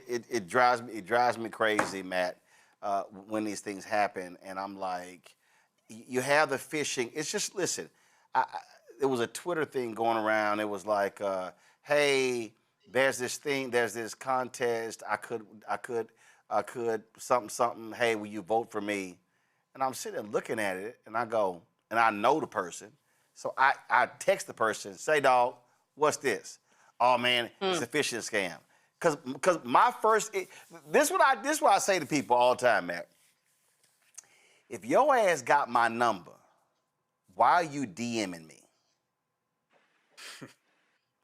The best DM is if you hit me direct. Mm-hmm. I tell folk, hey, when somebody's trying to get you, when you click a link in a Twitter DM, an Instagram DM, and it's taking you somewhere else and asking you to put in your username and password, hit exit immediately because they're trying to steal your data. Look, man, there are a lot of slime balls out there, a lot of sleazy folks. I feel bad for this woman and this charity. I mean, I think you're right. All of those things are correct. People need to protect themselves. And there are a lot of times, a lot of tells. You know, if you use social media pretty frequently, you can tell the fake profiles, the bot pages, the phishing pages as compared to people who are actually using. So people just have to protect themselves. And I'm sorry that the charity got scammed. I mean, that's really an awful thing. But I will say, it seems like there's a real proliferation of scams right now, not only on social media, but I mean, there are people who are calling, purporting to be courthouses. I've had family members who've had to call me and say, man, they're calling me asking for me to pay something. I never even got arrested. I'm like, that's a scam. So, you know, unfortunately, the advent of technology also breeds the advent of better crooks. And people will find a way to scam people. And to Candace's, you know, this poor woman didn't unfortunately know how to discern that this was not actually Ricky Smiley. But, you know, the sleaze balls and the slime balls are the ones who deserve the real, you know, excoriation, not this poor lady. So I'm sorry it happened to her, but she will know now, and she can't trust what she sees on the internet. Don't send nothing, Michael. Nothing. Yeah, you know, I see the ads that the precautionary ads that are targeting senior citizens, things like that, warning them about telephone scams. Here you have, this is something, this is kind of a new area because you have senior citizens now with smartphones, right? So now it opens them up. They're on social media, things of this nature, and it opens them up to a whole nother type of scam. And the first thing, if I heard correctly in that story, she went to an unverified page for Ricky Smiley. That's a clue right there. But she may not know the difference between a verified page and an unverified page, okay? Again. So, Again. I feel sorry for her. They have an office. Yes. They have an office with a phone number and an email. Yeah. I work for 3 radio stations. I agree. And Roland, they should look up the phone number because often the phone number will be included, and you say, "Oh, let me call the number or a website," and that's set up too by the scam artist, by the sleazeball, Absolutely. as Matt said. Yep. All right, folks, that is it for us. Let me do this here. Matt, rough night for your Howard Bison last night. Here we go. No, I'm just saying. I mean, they made every time you go here, it's Matt, about 8 they minutes. lost 101-80. I'm like, that's a rough night. You know what? So I could not have been prouder of those young brothers, man. They took Michigan to task in the first half. They're only down by 4 points. It did open up, no doubt, but they played honorably and they fought to the last second. And that's all you can ask for your team. I'm not embarrassed, and I've seen the whole Howard family incredibly proud of those young brothers, and we'll support the sisters as well. So I'm very, very pleased. And they did lose. I'm pleased. I'm pleased you actually wore a Howard Bison shirt because you always on here trying to represent a school you didn't go to in Austin, Texas. Also, folks. Y'all play St. Mary's. And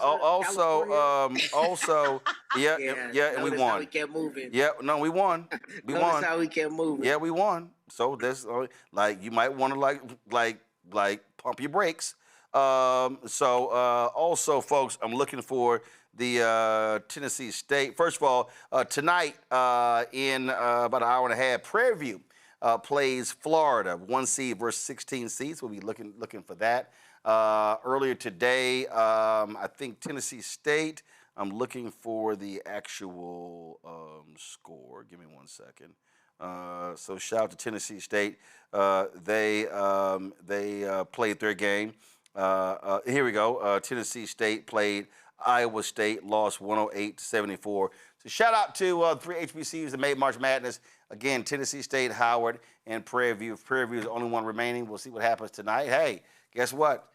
Virginia, they became the first #1 seed when they lost to a 16 seed. So it's in the NCAA history, it's 1 for 150, something like that. At that time, it was 135 1 seeds that had beat a 16 seed. So, hey, there's always a shot. All right, folks, we appreciate it. Thank you so very much. Enjoy the weekend. All right, y'all.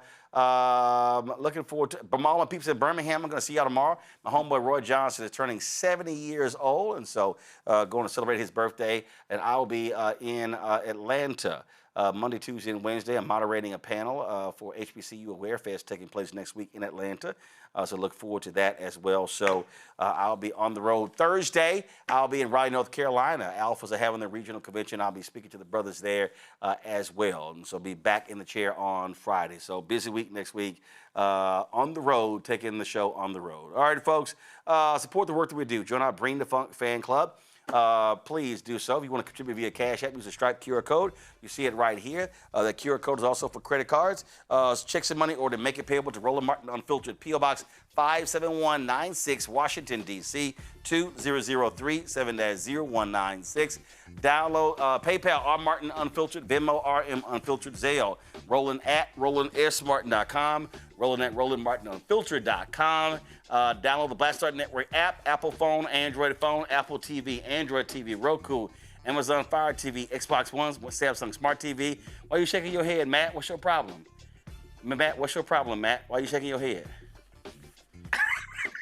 No, man, don't do that. I'm talking to Marianne. You know, what's your problem? What's your problem, Matt? Well, you know, it just, I don't understand, brother, how you going to denigrate Howard after such a great... First of all, I didn't denigrate. You got Howardites on your staff? I didn't denigrate. I said they lost.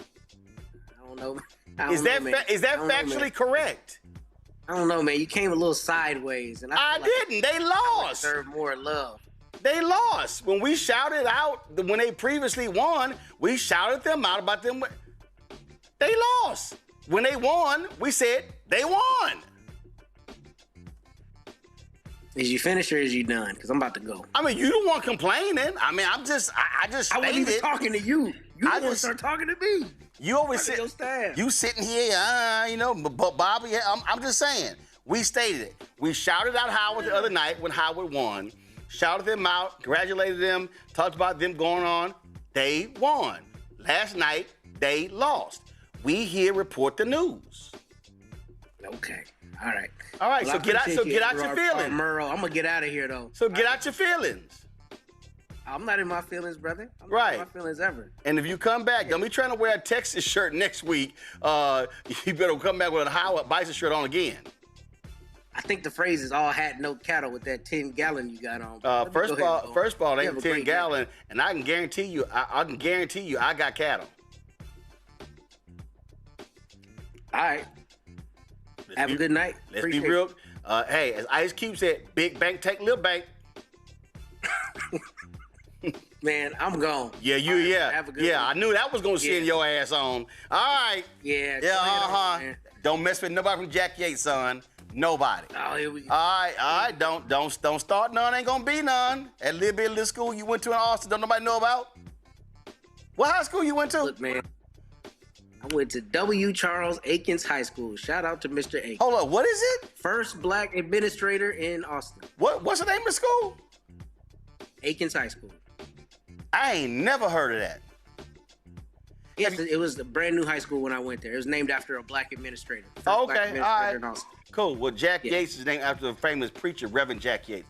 Y'all won anything? Nah, we're terrible. Well, at least we were when I was there. We were bad. No, y'all still terrible. We're not great. I guarantee you, I ain't never heard y'all win nothing. I mean, everybody else said we going to state, and the championship's normally in Austin. Y'all in Austin, and y'all never went across the freeway. Okay, all right, man. I've gone to many championship games, but not from my school. Oh yeah, you went to go see other people play.